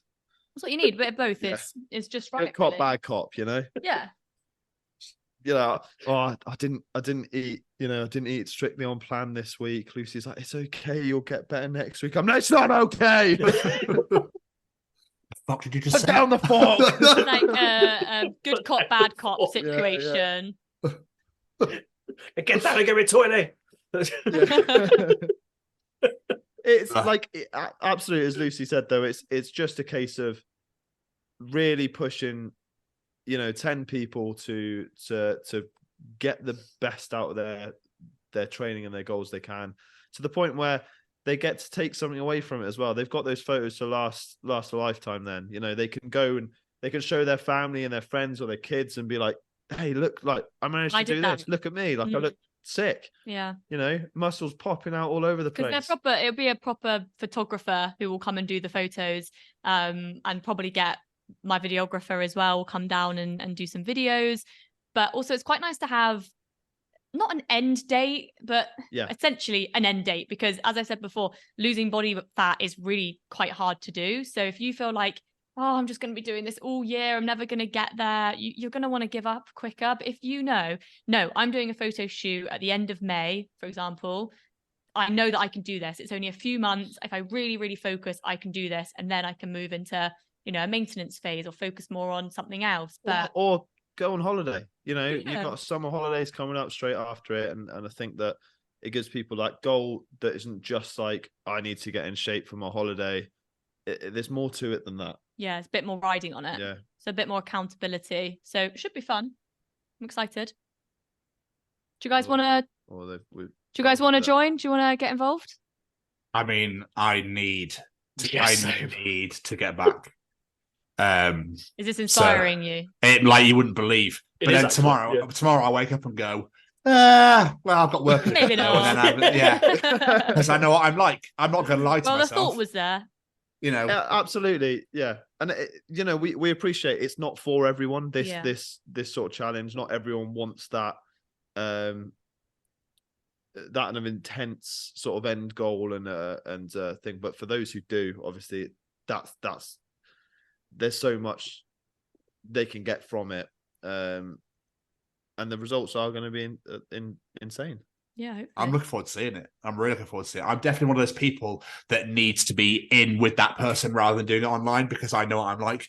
So I'd be like, sat here, say like this, be like, yeah, cool, absolutely sounds great. Right, well, I'll play a bit of PlayStation. I might listen to some music, and I might just go and go to bed because I can just do whatever. Do you know what I mean? I'd rather have that person there to be like, what the fuck are you doing? You need to be doing this, blah, blah. And I'd be like, okay, yeah, I'm so sorry. I'm absolutely so yeah. And the ideal would really be if you could do both. And at the moment you do offer a little bit of both, but the only thing with it, because it'd be great to have the element of online coaching where you get, as I said, like nutrition, the weekly check-ins. I think a lot of personal trainers now, the one-to-one personal trainers in gyms would offer that as a package now.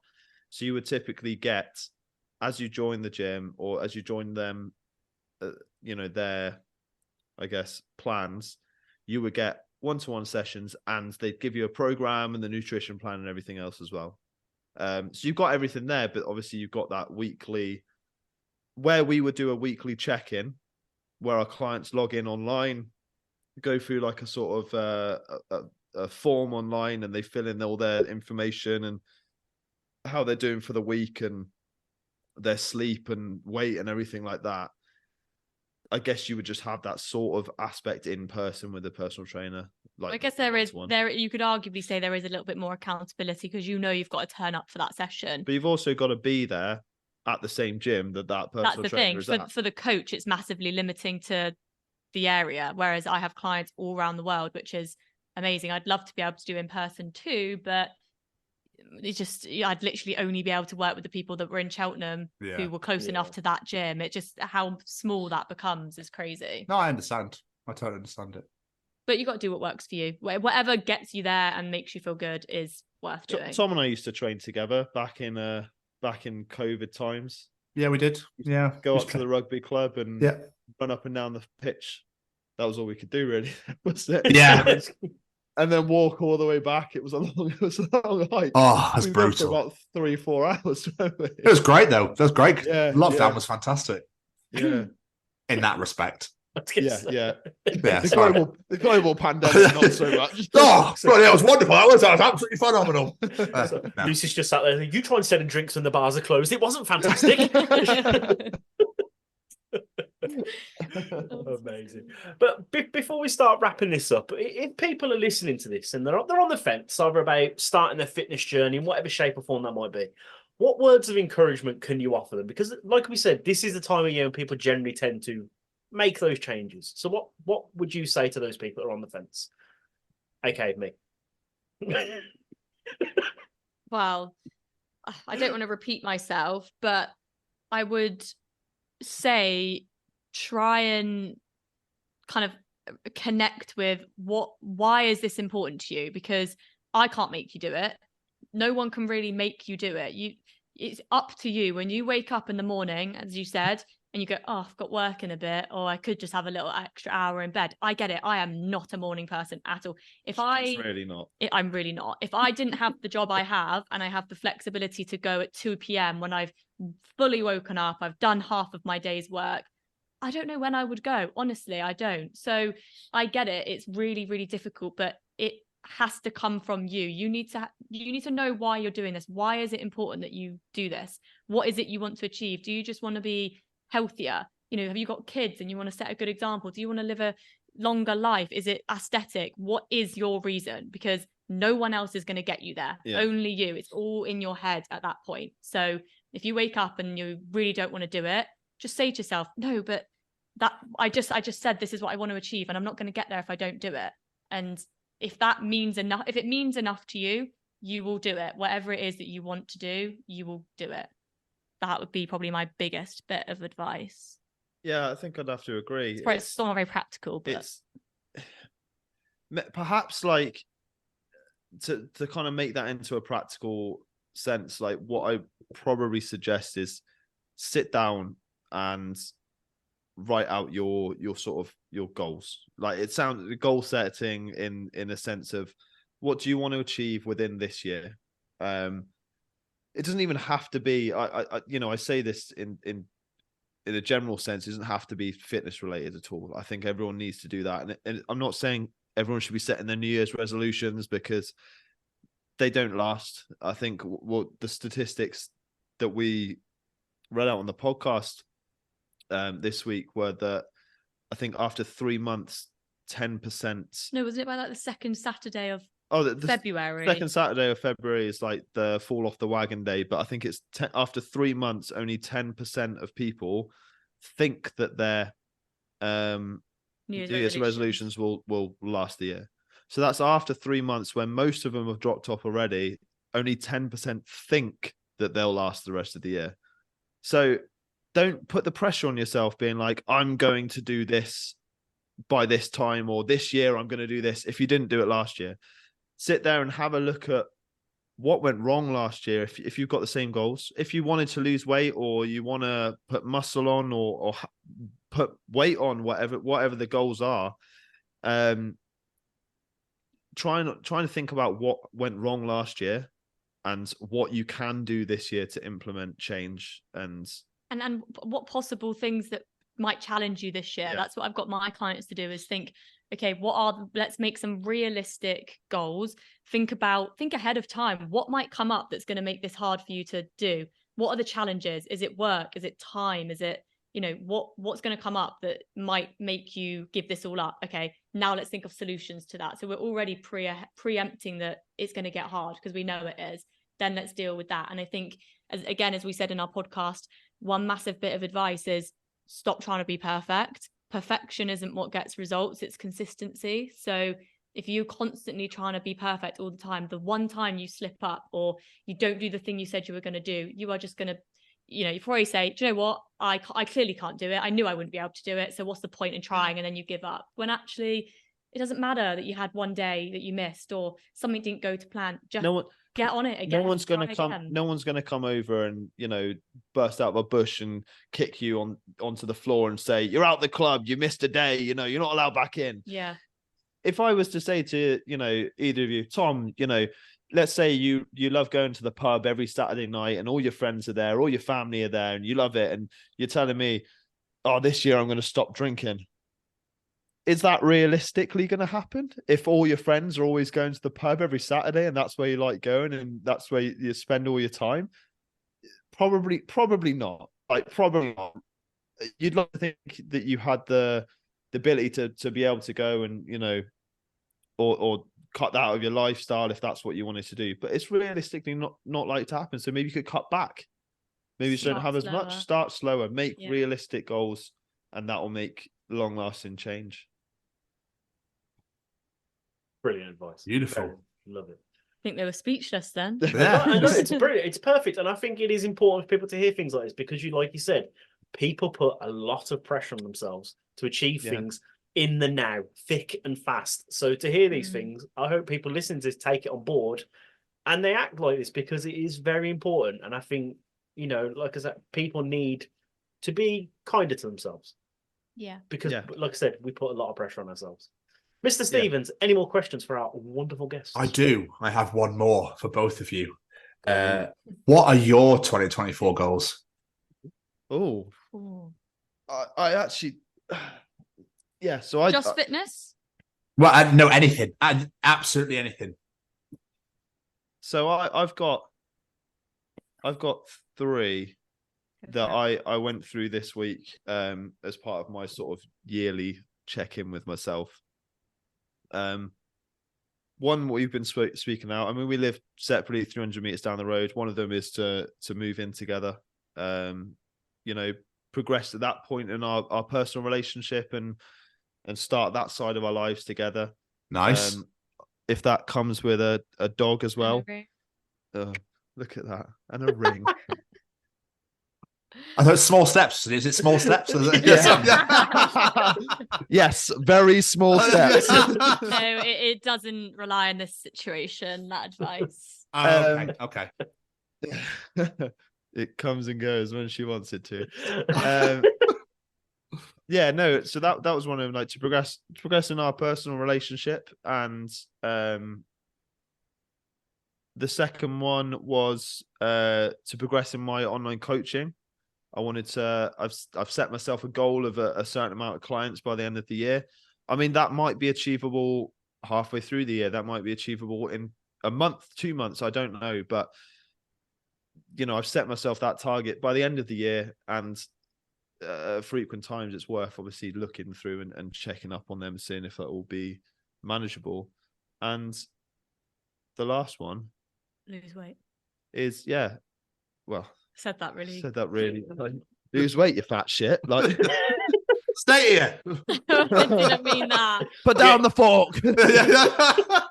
You're never gonna crush a watermelon like this. Come on.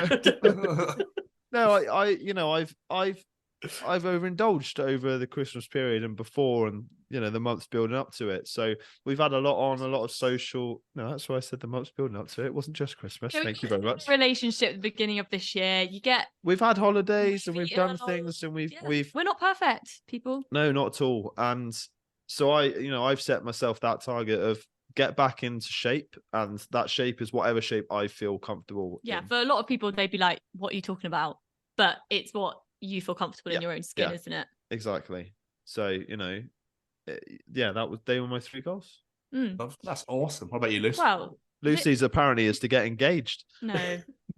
This might actually shock you, but this is probably the first time since I started working for myself that I don't think I've sat. This sounds really contradictory to everything I've just said in this whole podcast, so I'm really sorry. But do you know what? This is really refreshing for me, but I actually don't think I've sat down and set myself really specific goals for this year. I probably will at some point, but for the past kind of 3 years that I've worked for myself, I've put an enormous amount of pressure on myself to be successful in whatever, that means something different to everyone. But I had this goal of like getting to a certain number of clients by a certain time, and I just was miserable all the time. Like I was crying all the time because I was just like, why am I not achieving this? Like, what's wrong with me? I'm rubbish at everything. And for the first time, and I think it has a lot to do with you, I just feel really content with what I've got and the way things are working. And the less pressure I put on myself, the more things seem to just naturally progress. And my coaching is really busy, which I couldn't be more grateful for. I'm really happy with where we're at. And I guess in terms of training, my personal goal with that right now is to build as much muscle as I possibly can over the next 10 to 12 weeks. So while everyone in the world is focusing on fat loss right now, I'm actually eating anything and everything that I can to build muscle. We made some dinner last night together, and there was leftovers. Lucy ate mine and her lunch today. Yeah. I left it here and she ate both portions. Yeah. I'm kind of proud. And to be fair, thank you. To be fair, she's well within her rights to, because it fits within her goals and stuff. But I was a little bit miffed. I don't have any lunch tomorrow. I texted him today saying, "Oh, you forgot your lunch," and he was like, "So I just thought, oh, well, I'll just eat it because he won't have it." And then when I met you earlier, he was like, "Yeah, I'll have it for my lunch tomorrow." I was like, about that. Yeah, I ate it. Also, I've just realised we ate our lunch for tomorrow for dinner. Yeah. We made 4 portions and we just ate them. Nah, we made 2 portions. That was not that much. Yeah. Well, clearly we're eating too much. But no, I'm trying to get as strong as possible, build as much muscle, and then my sister's getting married in June, so I'll be cutting before that. And then I'm just going to enjoy the summer and whatever else life brings. Like, honestly, if I've learned anything this year, it's that life throws mad things at you, and you just got to take it in your stride and learn from it, as cliche as that sounds. So yeah, I'm just kind of excited to see what this year brings, to be honest. Yeah. Oh, love it. Absolutely. Massive congratulations to your sister. I hope it's a grand old day. Well, I'm maid of honor, so if I've got anything to do with it, I'll make sure it's a great day. Love it. No, thank you. Before we let you guys out of here, any plugs, social medias, things you want people to go out there and check out? Yeah, so obviously our podcast. What's that called again? Podcast channel. Is it a channel? Is it a thing? What is it? It's just that gym couple podcast. You can find us on mostly what we post on now is Spotify and YouTube.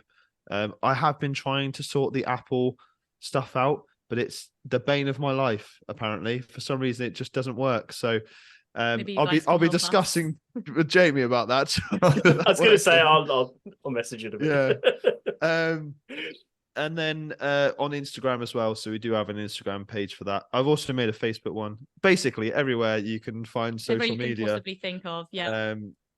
And then, of course, also our personal. Yeah. My Instagram is at @LoveLucyFit, and yours is. And mine is at Callum Treacher _coaching. Yeah, and you can pretty much go from there to anything. Like the link in my bio would take you to my website where you can book a consultation call if you want to talk about coaching. Photo shoot project we're doing as well is all on there, so you can both the podcasts, all everything. Yeah, absolutely everything. But we probably spend most of our time on Instagram, so yeah, you can always find us there. Wonderful. Absolutely incredible, guys. This has been phenomenal. Absolutely phenomenal. Time flies when you're having fun, doesn't it? What can we say? Wow, thank you, guys. No, it's been great. It's been absolutely fantastic. Like we said in the first interview of 2024. So thank you so much, guys. Really appreciate it. Thank you very much for having us on. Yeah, it's an honor. Thank you. Oh, I wouldn't go that far, but we appreciate it. Thank you very, very much. It's the first podcast I've ever been a guest. 2024, Jay. 2024. Could you believe it? I know, back in for year 5 of our podcasting career, but year 3 of this show. When we hit July anyway, but still. Hi, everyone. It's good to be back. It's good to see you all those beautiful faces that I can see through that tiny little webcam. Oh, no, wait, are people spying on me? I don't know what's going on. Jamie, a lot has happened in 3 weeks, right? Yes. So since we last had the Chronicles of Ron Neverson, before we hit the Christmas break. Why do Americans hate the letter U? Sorry. To be fair, they hate the English language in general, but why specifically the letter U? Oh, why do they hate the letter U? You know. Oh, look, he's on his good behavior. That's a lovely color. I saw this argument on Facebook the other day. It's like, that's not how you spell colour. There's no U in the word colour. I was like, I think you find the rest of the fucking world. Yes, there is.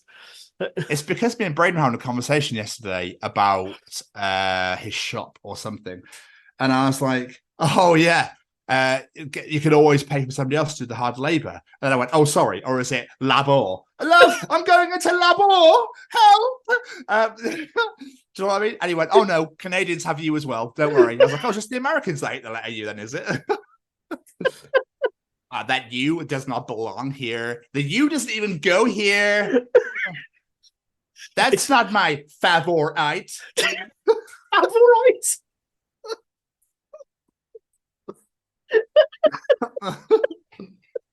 I like that. Oh my God. Prawn and cocktail. My favorite flavor. How many Americans are watching this and thinking, fuck you guys? Yeah, I love it. It's fun. This is the whole point of the show. If you don't like it, you might as well turn it off now. But if you're here for the 150th episode, you know you're laughing along. Well, yeah, you should be used to us now. I was going to try and say fuck without the U in it, but I couldn't work out how to say it, so I was like, I'll just roll with it. Oh my God. My future is with this guy because I love his sense of humor.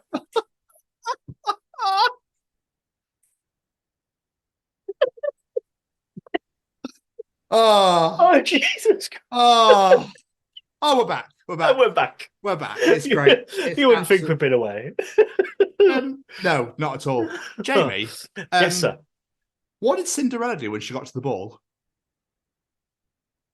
Why do I feel like it's going to be a really shit joke? Go on. For fuck's sake. Just the one. Yeah.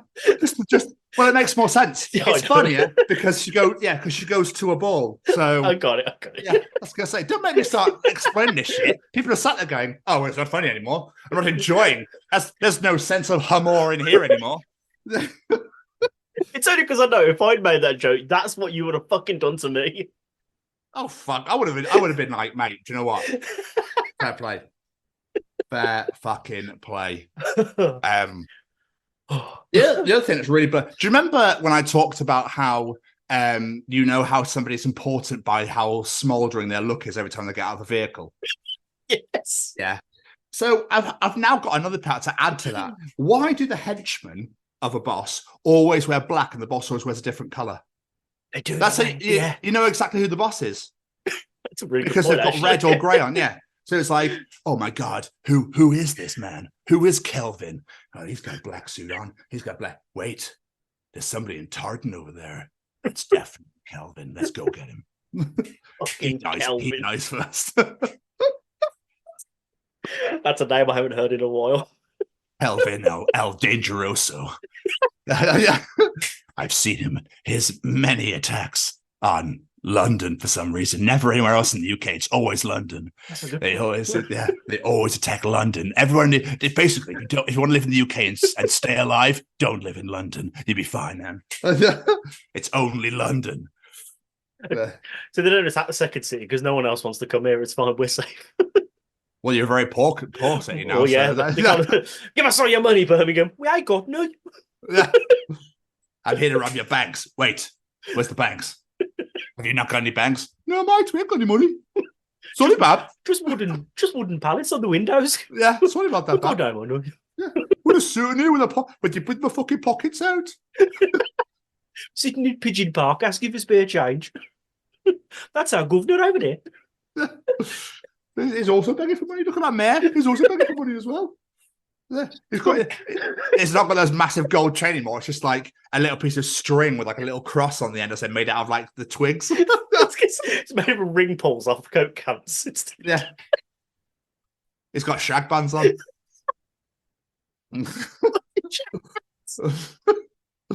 I've got to sell my body somehow. I've got to make some money. Oh, you've snapped one of them. Come on. But yeah, dude, like absolutely. I'm not joking. Oh, I have so much. Oh, yeah. I was reading that going, I want to bring all this to the table, but not on the very first episode back. People like, 18 hours later.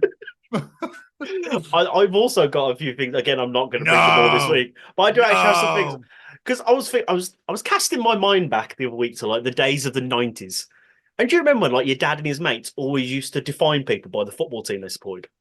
It's like, oh, you know Dave the Villa fan. Yeah, Dave the Villa fan. Oh, of course I know Dave the Villa fan. Why was that a thing?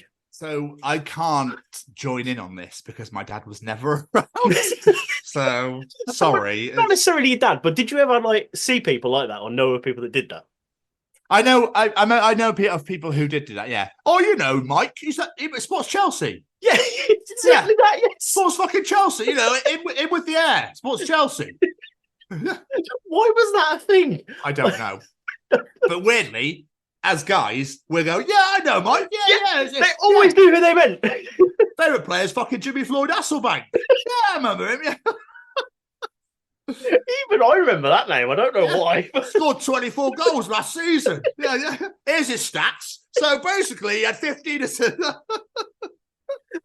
I'm not gonna lie, I was really scared I was going to bring this up and you'd be like, I have no idea what you're on about. There must have been a weird Brummy thing, but I'm so glad this was actually a thing. Yeah, definitely. Yeah, won FA Cup in 1999, lost League Cup in the final to Middlesbrough. I just never understood it. Why? And you could have four Daves who all support the same team, but they know exactly which fucking one you're on about. Like, it's weird. The 90s were a weird time. Sports like Wankchester shit. You don't know what's fucking wrong with him. What's fucking wrong. But it's almost like, because you know how girls have like girl code and girl talk. Oh, that's like the guys' version. Yeah, exactly that. Fucking hell, mate, right? Talking to Clive, fucking Southampton fan. He's from fucking Birmingham. He's from near fucking Villa. And he fucking supports that. What's fucking wrong with him? Oh, I know Dave, Southampton fan. Yeah, we're Mohawk. Yeah, I know Dave. And the one thing that always makes me laugh as well is, say your team lost, people are like, what happened? What happened in the game? What would he know? He's watching it on TV as well as you. He's not the manager. Like, I don't know. No, it is funny. It is funny. I don't want to talk about it, mate. Don't want to talk about it. It's actually really made me angry. I was fucking livid, mate. Yeah. So I had to go back and watch a match of the day after because I hadn't watched enough of it already. So I had to go watch a match of the day for the highlights. You know, and I might go on YouTube and watch some of the goals as well, even though I've seen them 15 times. I just want to make sure that, you know, I saw what I saw and I can definitely tell you that, yeah, we were shit. Who's that fucking ref? They bribed him. Dave. He was a dodgy ref, he was. Yeah, it is funny. That is so true. That is so true. Proud. Well, come on, James. Oh, thanks, mate. I'm actually really surprised it's not urine, dick, or poo related. Let me just check my notes for my other things. No, we're good. There's nothing to do with urine or dick Nice. or poo. We're good. I'm just happy to be back, my friend. It's been I don't know who the fuck I think I am. I hope it's only that's urine, dick or poo. Urine? What the fuck's wrong with it? Hello? Where's Tom gone? No urine, penises, or feces, please, on this show. We're a sophisticated show. Or shit, mate. You know what I mean? Yeah. Oh, yeah. Fucking Millwall fan, innit? Millwall fan.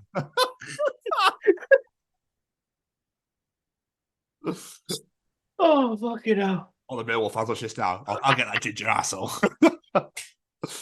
Dickhead, look at fucking thick he is. Stay where? Where you staying? Never fucking heard of Cozy.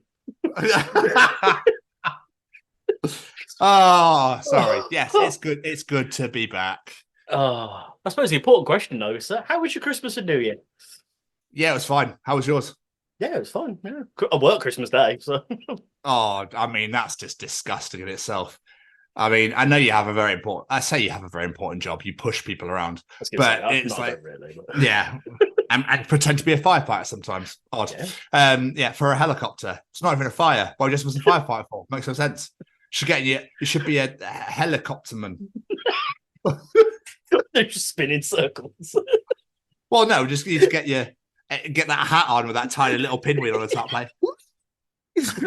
Fucking hell, when the downdraft and the helicopters come down, that shit will go mental. I want to get one now. You'll start taking off like, hey, what's going on here? What the fuck's that? In one of them bodysuits with the wings on we talked about before. Oh my god, like, yes, that'd be great. Diving off like, woo! I love that you put that advert in. The Virgin Mobile with the goat. That's fucking superb. I was not expecting that when I was watching that stuff back for the New Year show. Fantastic. Christmas and New Year, man, there's nothing to shout about. So I just went to Keris's sisters and just chilled out there. Boxing Day, I went to see my family. And New Year, I watched the NFL all night. So what more could you want, really? She wasn't very happy, but there we are. It's all good. She saw the fireworks outside. It's fine. How about yours? Yeah, like I say, Christmas Day was all right. It was nothing special. I had a nice morning with the kid and the wife, and then I went to work. The whole build up to it was like, working Christmas Day, I'll be fine, nothing. I sat there at work, I was like, I shouldn't fucking be here. This is bullshit. I don't want to be here now. It was a stupid idea. Boxing Day was lovely. I had all the kids with me, and we had all the family around. It was a really nice day.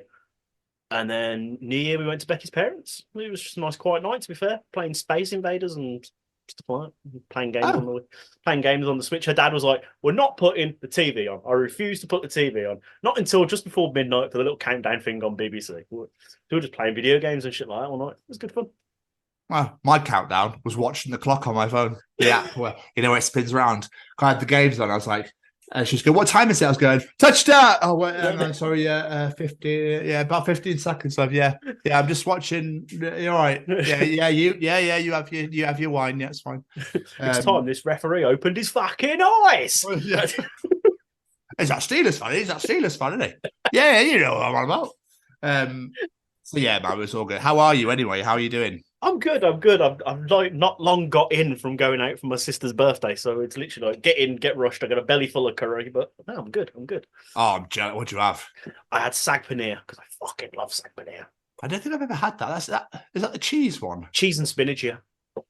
Cheese and spinach curry. Which is not like me. It sounds very odd, but I tried it once and I was like, this is the greatest thing I've ever eaten. And every time I go to an Indian, I'm like, where's the sag paneer? And if it's not there, I get grumpy. I genuinely feel Indian food is so magical because you look and you go, oh my God, that just sounds awful when you read the menus. But when you try them, it's just like, I generally feel that way. Anytime you eat anything Indian, it's like, oh my God, it's just like the food of gods. And that's why Indian takeaway is the best thing ever. I don't think I've ever eaten anything that I haven't liked. Like, it might be a bit too spicy for me or something like that, but I've never tasted one and gone, that is vile. Like, everything's nice. But I think people are mental go for a vindaloo or a fowl. I think you're a twat, you're just trying to show off. Like, don't even bother. Why do you think that's even a clever idea? But I know there's competitions and stuff. People are like, yeah, eat Otis curry, mate. Eat Otis curry. You get it for free. I tell you what, why don't you get something you can enjoy anyway and just pay for it? Like, who cares? Yeah. I'm a butter chicken man. Love a butter chicken, but I also love a prawn puree to start. with the flat. Oh, dude. That's a memory from my stag do. I'll never forget because I think you ordered like 3 fucking tubs of it. Oh, from the place because we're in Sheffield. Yeah, Yes. because they're not there anymore. So I'm so pleased I got to enjoy that while I could. That was the greatest. My uncle introduced me to it. He's like, get a prawn puree. He goes, trust me, this is years and years ago. And it was just like based on that Colma sauce on the prawns. I was like, this is the greatest thing I think I've ever eaten in my life. Like quite hands down, quite simply, the best food ever. So I can't say I bless her. Did she have a nice birthday? She did have a very nice birthday. She had a lovely cake, which was made by Claire. It was like a bass amp with a little bass guitar on it. My sister's learned to play bass. And yeah, she had a nice day with her boyfriend with her. Apparently they played Uno for 2.5 hours. Amazing. Not intentionally, the game just would not fucking end.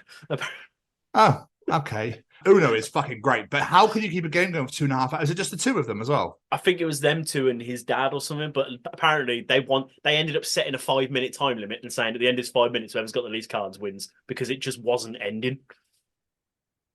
I don't know. That's odd. That's a very competitive game of Uno. That's what that is. That's got to end at some point. Surely it can't be true. Sorry. Don't try to shit on Rhiannon's fucking... Your sister's a fucking liar, mate. Sorry, love, but Uno, doesn't it? Like, they're onto us. They're fucking onto us. The people at Uno are just like, oh, shit.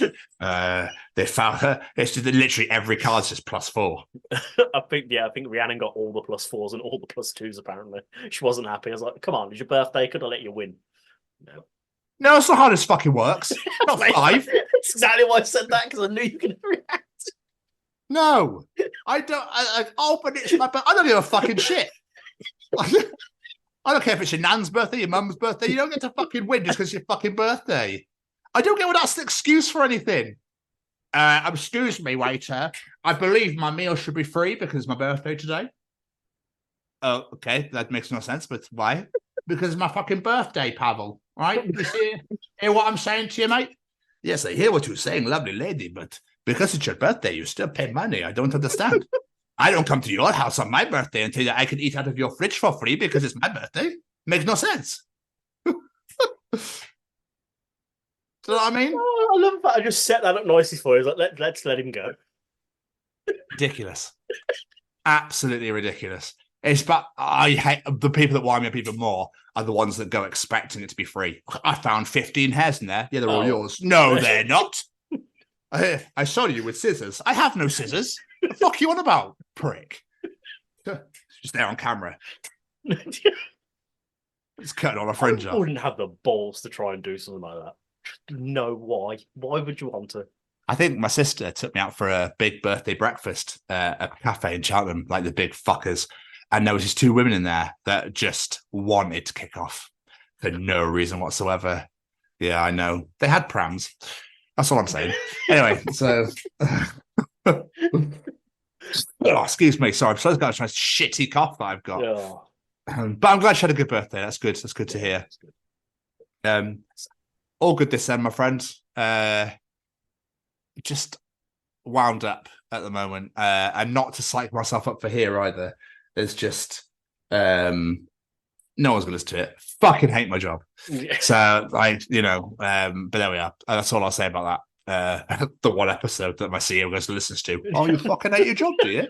Yeah. So yeah, it just I think I'm going clinically insane. You need to get out of the house. I think that's what you need a job though. I'll probably die. Probably die out there or fresh air.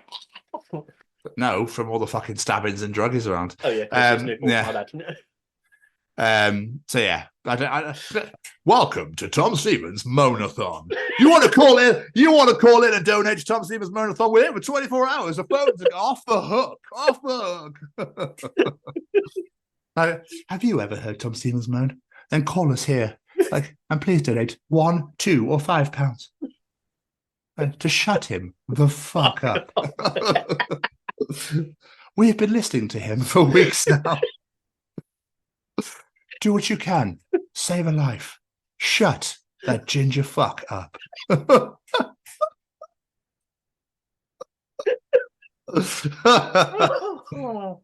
But don't give me War and Peace. But how have the last couple of weeks been for you, my friend? What have you been up to? I won't give you War and Peace, don't worry. But no, to be fair, I've not done a fat lot. been Rihanna mostly. Sorry, just quickly. Why is it always War and Peace? Why is it never The Hobbit? That's like, good, actually. Yeah, or Harry Potter. Don't give me the whole of The Hobbit, mate. All right, there's fucking 3 movies about it as well, right? Just give me the basics, the basics. Sorry to interrupt. It just clicked in my head then. I was like, why is it always War and Peace? Why is it not Pride and Prejudice? I was going to say it's because War and Peace is a big book, yeah, but it's not the only big book out there. You got a good point, yeah. Don't fucking spout out the Bible, mate, but go on. I don't hear all that shit as well. Just give me New Testament, not Genesis as well, all right? I only want Luke and Matthew. Don't worry about John. Don't worry about John. He's done. He's gone. I've heard enough of that prick already, so... Oh, fuck, I missed it. Sorry. Yeah, carry on. But, carry on. to be honest, I've not done a fat lot. Like I said, I've mostly been Rihanna and I've been working nights and all sorts. So, but this week, I went to go see the kids yesterday. Lena wants her room decorated, so I've been helping her try and sort that out. Bless her. My God, that kid's got a lot of stuff. And then today, like I said, went to Tamatonga in Birmingham for a lovely Indian meal for my sister's birthday. Which, as delicious as it was, the one thing that throws me off about that place, it's you order your curry and it comes with either a naan or a rice. You can't have both. You've got to pick one or the other. Whoa. What's right. What is this shit? I know, right? What's that about? So me and Becky, like, I ordered the naan, she ordered the rice, and we just went half each. I was like, there you go, we got both. Job done. I'm not having the rice. Fuck that. That's curry on naan. It's for dippy. Dippy bread. Dippy bread, exactly. Yeah, weird. But it tasted delicious. That's fine. Yeah, you can't knock it. Can't knock it. How are the kids? Yeah, the kids are really good. Yeah, the kids are really good. Harrison's let's just say Harrison's back home now. Oh no. Yeah. I'm loving it. I know it's bad to say, but I'm loving it because I get to see him every week, and he walks back to the train station with me. He gets me and him time. I've barely seen him for quite a while, so it's been fucking lovely for me. I'm so happy you broke up. I'm so happy you have no girlfriend anymore. This is amazing. I felt so guilty, but I was like, fucking love this. And Sam's just his usual inappropriate self. Yeah, wonderful. Is he still seeing his missus? He is. Him and Daisy are still together. Bless him. He's all loved up still. Bless his little cottons. Yeah, it's all good. It's all good. Fucking decent lads. We love to see it. Yeah. And as I feel bad not including her, Olivia's still her usual mental self. Cracked me up with the legs, was winding up, and she just looked at me and went, me and you are going to have words. I was like, God, you're sassy. Fucking great. What about you, my friend? What have you been up to? Fuck all. Well, I was going to say, don't give me the Hobbit, but you didn't need to. There you go. First page. No, yeah, literally fucking it's the Mr. Men books. Don't give me Mr. Strong, mate. All right, just get out with Mr. Messy. It'll be fine. I used to fucking love that books as a kid. Literally, dude. Like I said, I went and visited my family. I helped my sister. My sister now has her own house. Hey. So I helped her move house. She now lives in Newent. Interesting place. Has no train station. And I've always wondered about places like that. Like, unless you drive, how the fuck do people live? I suppose everything's delivered now, though. I suppose, isn't it? So you don't really need to go anywhere. No, this is true, but it would also be nice to go somewhere. I imagine. Well, fucking tell me about it. Yeah. I'm trying to think. I've watched a lot of the NFL's over now. It's playoff time. So I'm enjoying that at the moment. Been playing a lot of Resident Evil 4 remake. Been playing a lot of that, like loving it. It's not like Resident Evil 8 where it's first person and you can't see your character. It's like classic Resident Evil where you can see your character and you can see exactly what's going on. There's no creepy twigs breaking, so it's fine. Fuck that game.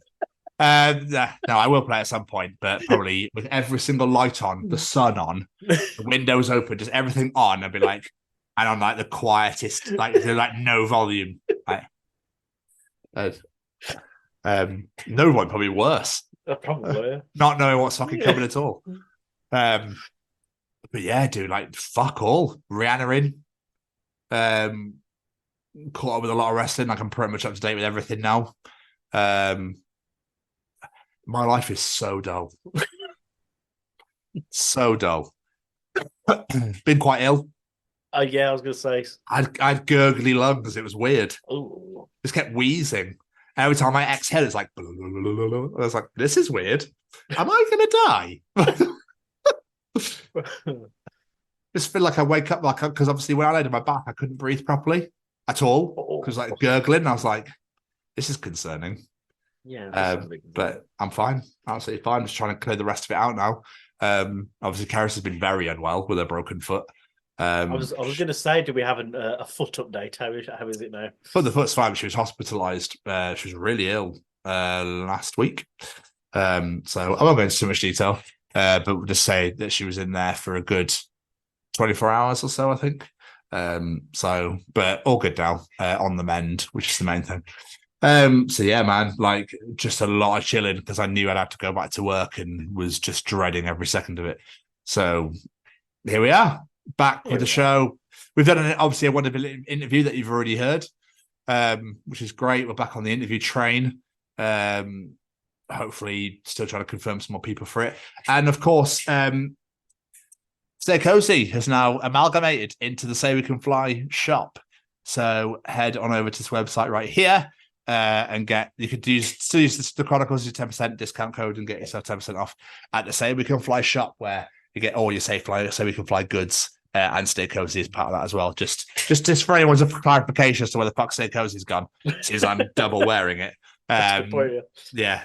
So yeah, just thought I'd throw that in there. But yeah, dude, other than that, sod all, my friend. Hey, what's going on, everybody? This is Braden from Say We Can Fly. Just letting you know, got a brand new merch store out there. Please let me say the link. Let me say the link, please. Okay, yeah. Okay. Yes, you can say the link. Yes, all right. Okay. So the link for the shop. So the link for the shop is www.saywecanfly.shop. All right, good job, Seamus. So www.saywecanfly.shop, 10% off if you use the code. Let me say the code, please. Okay, fine. You can say the code. If you use the code. The code is The Chronicles. What? No, it's not. The Chronicles. No, it's not. It's The Chronicles, Seamus. Yeah, that's what I said. The Chronicles at checkout, all right? You get 10% off. 10% off.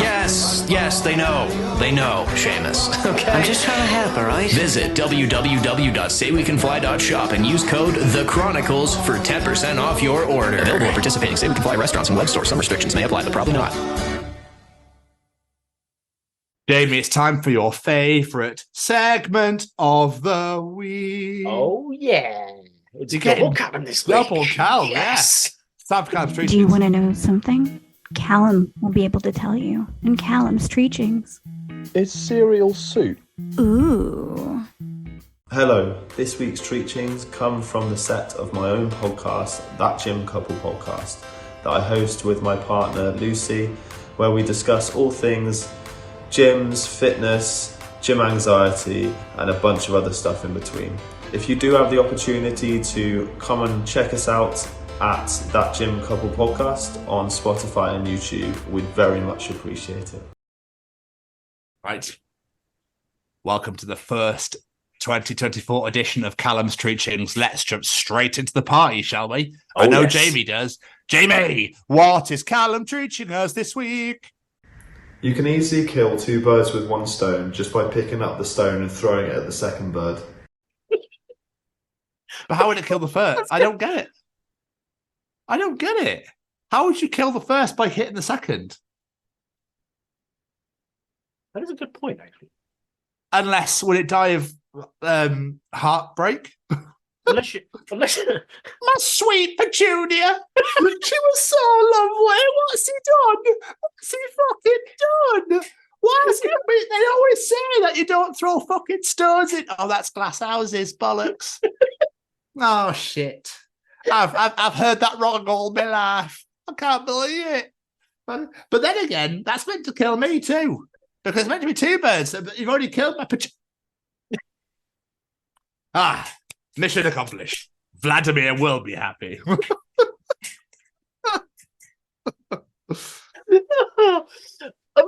only thing I can think of is if maybe the two birds are next to each other, so you aim for the second one, you get the first one at the same time.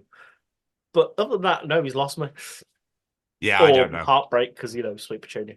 Yeah. Well, I said blow up country, not birds, you stupid twat. You're meant to invade the UK, then blow it up. That's two birds, one stone. You know what I mean? Not actual two birds, one stone, you stupid fucker. No, pass me the vodka. Yeah. Is this one of those ones where Callum sat there going, "No, you stupid bastards, this is what I meant." Yeah, he's been think about it, boys. Yeah. Have you not spent enough time with me already? Clearly not. Apparently not, no. You obviously need retreaching and re-educating. We've had 3 weeks off, Cal, which it eases back into this. Yeah, exactly. I think we're going to explain it. So we'll swiftly move on before we look like further twats. Yes. What else is Callum treaching us this week? Isn't it a little bit ironic that axe handles are made from wood? That took me a second then. Phenomenal. Absolutely phenomenal. Oh, I've got the head, but how am I gonna hold it, Bill? Bill, how am I gonna fucking hold this? So I might get a bit of wood in the middle. There you go. Sorted. Oh, but am I going to cut that piece of wood down to size? Shit! So what I'm going to do, I'm going to use this saw. Yeah, but then how are you going to fit? It's like, what came first, the chicken or the egg? What came first, the axe or the axe handle? Oh my god, man. Just there with a little bit like, oh fucking, I'll get the it's been 84 years. So, many winters had passed, and Bill was still there. Yeah, I'm almost ready. Like died as soon as he broke it, and Dave's like, ha ha ha. Yeah. Oh, bugger. There goes me other finger. Fuck's sake. Oh, now I've dropped it on me toe. I'm fucked. Oh, I thought it had a handle. What could I make it out of? I'd need some sort of axe to help me with it. Ah, bugger. Oh, the axe paradox. I like it. I love that kind of idea where he's been there for so long. He's malnourished. He's not drunk for ages. Goes, I have it.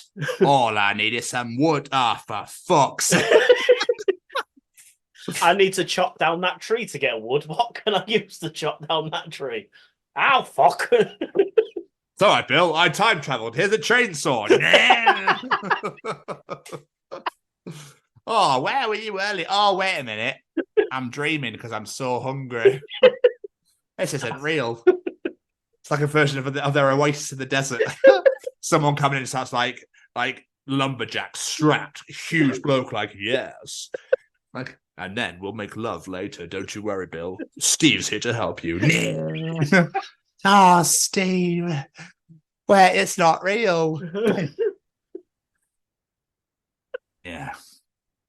Well, that is some fucking genius ass shit. That I like that. That was good. That's really thinking straight out of the fucking box. Oh. Fucking hell. I know this show breaks when I get stabby head pains. Oh. But finally, Jamie, what else? Wait, has Callum Treached us this week? The majority of people's last words of the year is one. That's fucking brilliant.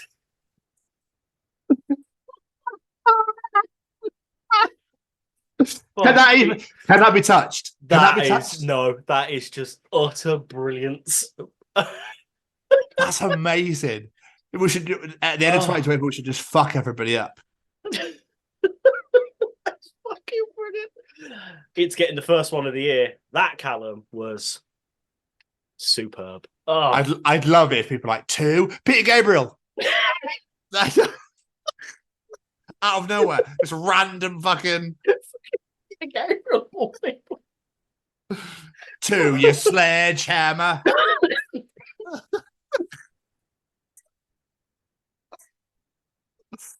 Just say the randomest fucking thing. Wolf's a great gladiator.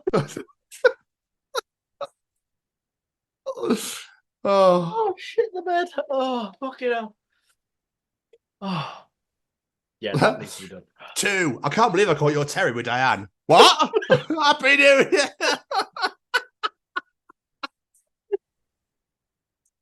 Dun, dun, dun, dun, dun.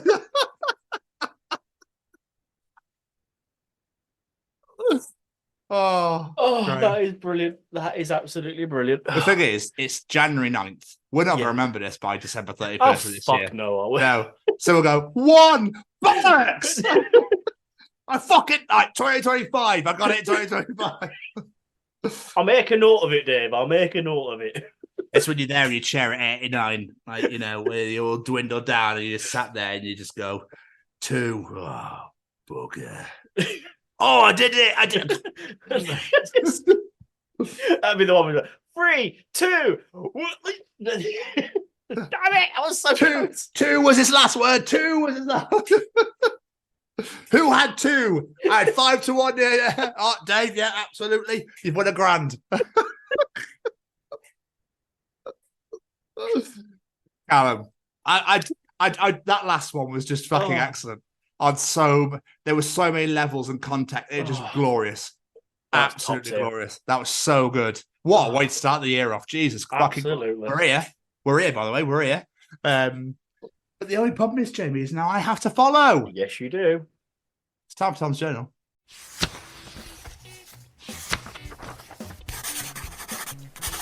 And welcome to another edition of Tom's Journal. Welcome back for the first Tom's Journal of the new year. Jamie, my boss was crying at my funeral. How could you? We are so short-staffed today.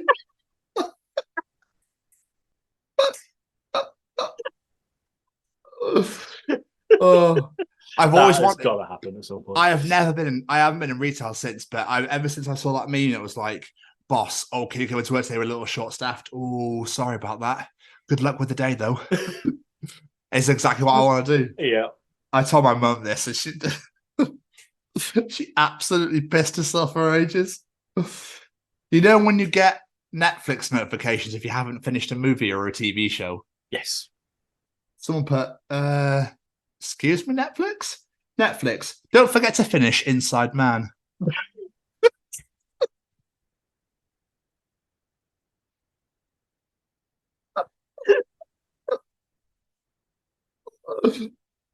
Oh, so good. Oh, that's fucking brilliant. And that's got to have happened to someone at some point. Do I need to, or is that a command? Netflix demands it, sir. I'm sorry. Either or. Aliens probably fly past Earth and lock their doors. Stupid. If you want to know how the week's going, Jamie, right? I just took a pillowcase out of the dryer, put it over my head thinking it was a t-shirt to wear to bed, spent 15 seconds inside it searching for the neck hole, and then mumbled, what is this? Pants? I'm thinking your pants.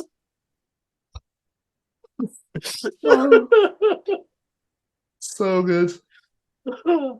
When your brother texts you from his room thinking the house is getting broken into, and he replies with this, Ryan, I think someone's banging on the door. Can you go check? I'm really scared. Like, not tapping, like I mean proper banging. Bro, calm down. I'll just break it up with toast chocolate orange.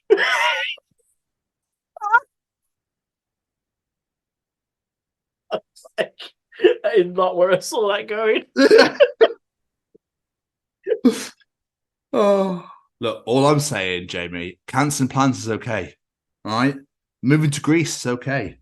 Sleeping with 3 men in one summer and then falling pregnant without knowing who the dad is, and then having your fatherless daughter invite them all back for her wedding and an ABBA musical it's all right. Do whatever you need to do to cope. The fact that that's a plot of a film is so fucking weird. And plus, the plot of one of the most famous fucking films and musicals of all time. What the fuck? At least I know it's okay. I think this has already come up once before, but I brought it. It's coming back because it's great. Okay. Incoming best idea ever. Muppet Les Miserables. Hugh Jackman is still Val Jean, but the rest of the cast are Muppets. I would accept no feedback. This idea is already fully formed and perfect.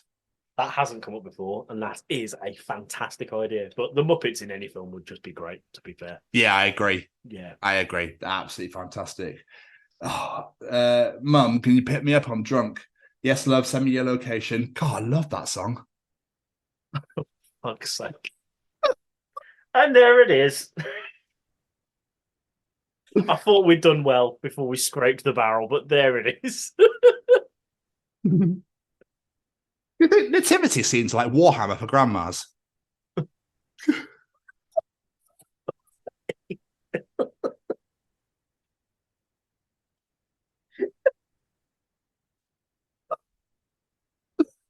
Oh, I fucking love that.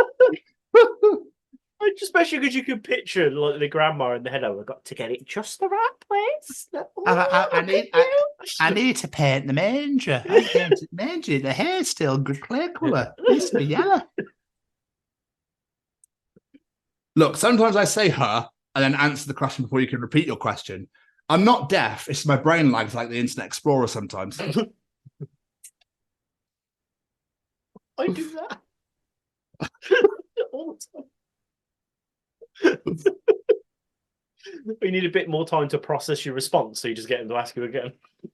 Yeah, and then you realise what was said before this answer, before they start repeating themselves. Sorry, love. Do you want the good or the bad news first? Wife, bad. Me, look, our duck's going to need a bigger castle. Wife, wait, we don't even have a duck. Yeah, about that.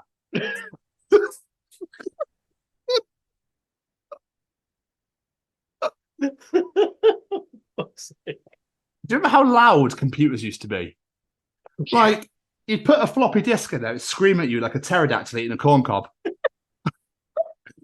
That is the greatest description of that noise I've ever heard in my fucking life. But yes, I do, because I'm in my first PC tower. I don't know why, it just randomly started going. My mum would call me downstairs and go, Jamie, the computer's again. I don't used to do that. Or the CD-ROM like, yeah, like it sounds like it's taken off, and you're like, is that normal? Finally, James, look, let the kids believe in Santa, right? You still believe My Chemical Romance is going to release a brand new album. I don't know what the fuck that noise was.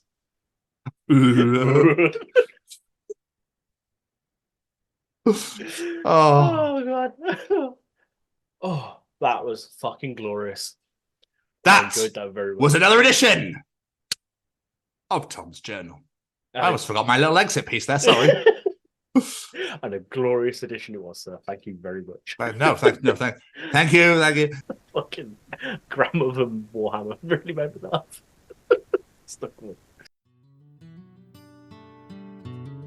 It's about getting into schools and talking to young people, because, you know, I know that people can change. And it's about talking to people and getting them to understand and perhaps step back from violence and prejudice and whatever. And we just need to work together and keep on the good fight there. Absolutely. Hey there, guys. We are ecstatically happy to announce that we are associated with the Sophie Lancaster Foundation. The times are changing, and with the unfortunate death of Sophie, those changes have made a massive impact for the future. If Sophie was with us still today, I can guarantee what you are doing will still be reaching so many lives of young teenagers, young adults, and those who wish to be as different as possible. So thank you very much. To find out more about this incredible foundation and all the work they do, and more importantly, how you can help, head on over to www.sophielancasterfoundation.com.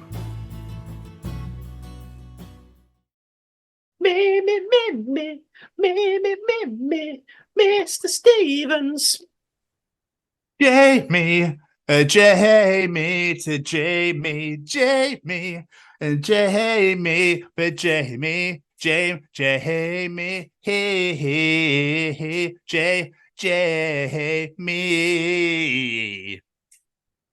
It's audience participation time. Participate, bitch. Ladies and gentlemen, it's time to participate in Jamie's participation challenge. I never thought I'd hear the M People and Fallout Boy together, but there we are. That's what may happen on this show. Oh, This week, I said, we bring you our first show of 2024. So with that in mind, what are your goals for 2024? I thought it was very fitting with this week's interview. So what say you, Mr. Stevens?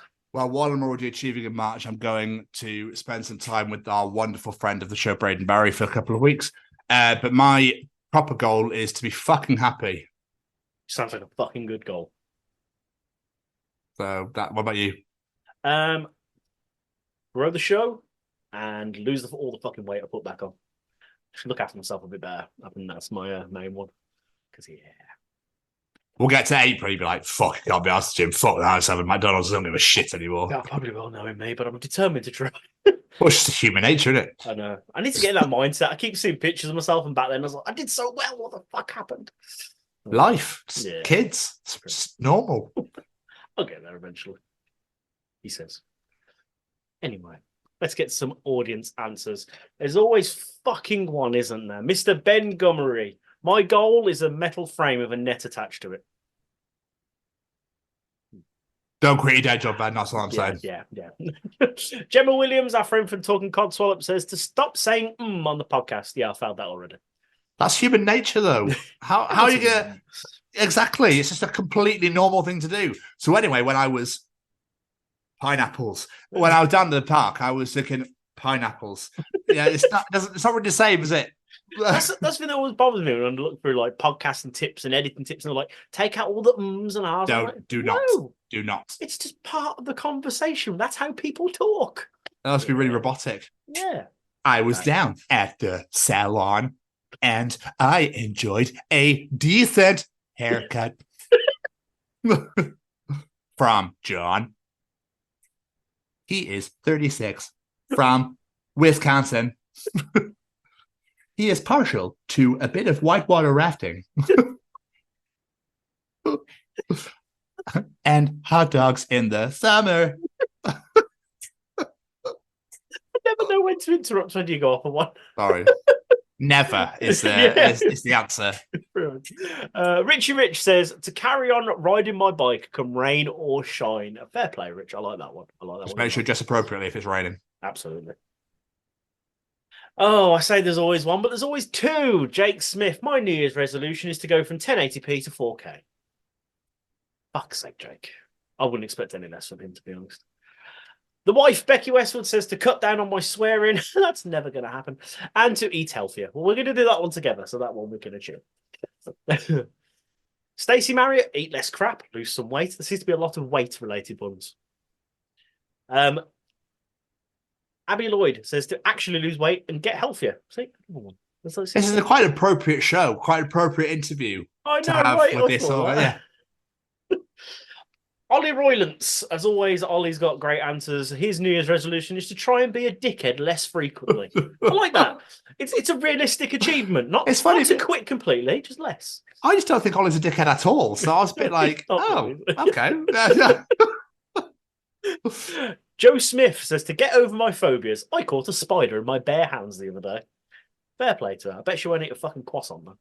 Lisa Clemens, try to finish my own spec script rather than one I'm hired for. It's also my first comedy, which I'm hoping to enter into the Austin Film Festival. Fucking yes, Lisa, you can do it. And Benjamin George, putting on the UK's biggest American football flag tournament at Cheltenham Sevens Festival in July, where NFL meets rugby and 8,000 other festival partygoers. But I don't know what any of that means, but fair play to you. That sounds awesome. I'll give you a couple more. Graham White, to have more orgies with my enemies. Fair play. Fair play. Why not? Why not? How much going to turn them to your side? Makes sense. I like it. And last but not least, our good friend Mally Malpass. My inevitable rise to become the overlord of all of the cephalopods. What are cephalopods? I don't have a clue. Am I like octopuses? I don't know. But it's Mally, so makes sense. You said it with such... I thought it was Star Trek related for some reason. That's why I asked. I think it's octopuses. I'm not sure. Edit in here. What is a cephalopod? I'll put the dictionary definition on the... Just do like a typewriter. Like bring it up. That'd be great. But we thank you to absolutely everyone that participated in James' Participation Challenge. The first one of 2024 is graciously appreciated. We absolutely love having you all here. So thank you for joining us and coming back. Once again, we're going to bombard you this year. There's going to be so much great stuff coming. We don't even know if there is. Like, we just go with the flow. But anyway, please come on down to our YouTube channel at the Chronicles of Podcast, hit that subscribe button and hit the bell to get notified when new videos are released, and follow us on all social media at TCO Pod of the Chronicles of Podcast. It'd be graciously appreciated if you wouldn't mind doing it for us right now, please, while I talk about it. Like, I'm literally staring at you all right now. So make sure you go and do it. Thanks. And as always, before we get out of here, massive thank you to our friends. All the music you hear on this show is brought to you by Mr. Matt Roberts. Check him out at Matt Roberts Music. Massive thank you to our friends at saywecanfly.shop. Go there and check out the wonderful lines of apparel on there. Enter that discount code The Chronicles, get 10% off your order. And of course, a massive thank you to the Sophie Lancaster Foundation. Head on over to www.sophielancasterfoundation.com. Familiarise yourself with Sophie's story and share it out to all of your friends. And last but not least, for myself, a massive thank you to Mr. Stevens. And to you, JB. Ditto, your Pokemon. So, yeah, it's graciously appreciated. As always, thank you everyone that tunes in on the weekly. If you're here for 10 seconds, 10 hours, 10 years, we appreciate you more than you could ever possibly imagine. But as for this week, we'll see you all next week for the Chronicles of Hurtsfall. Bye, everybody. Bye.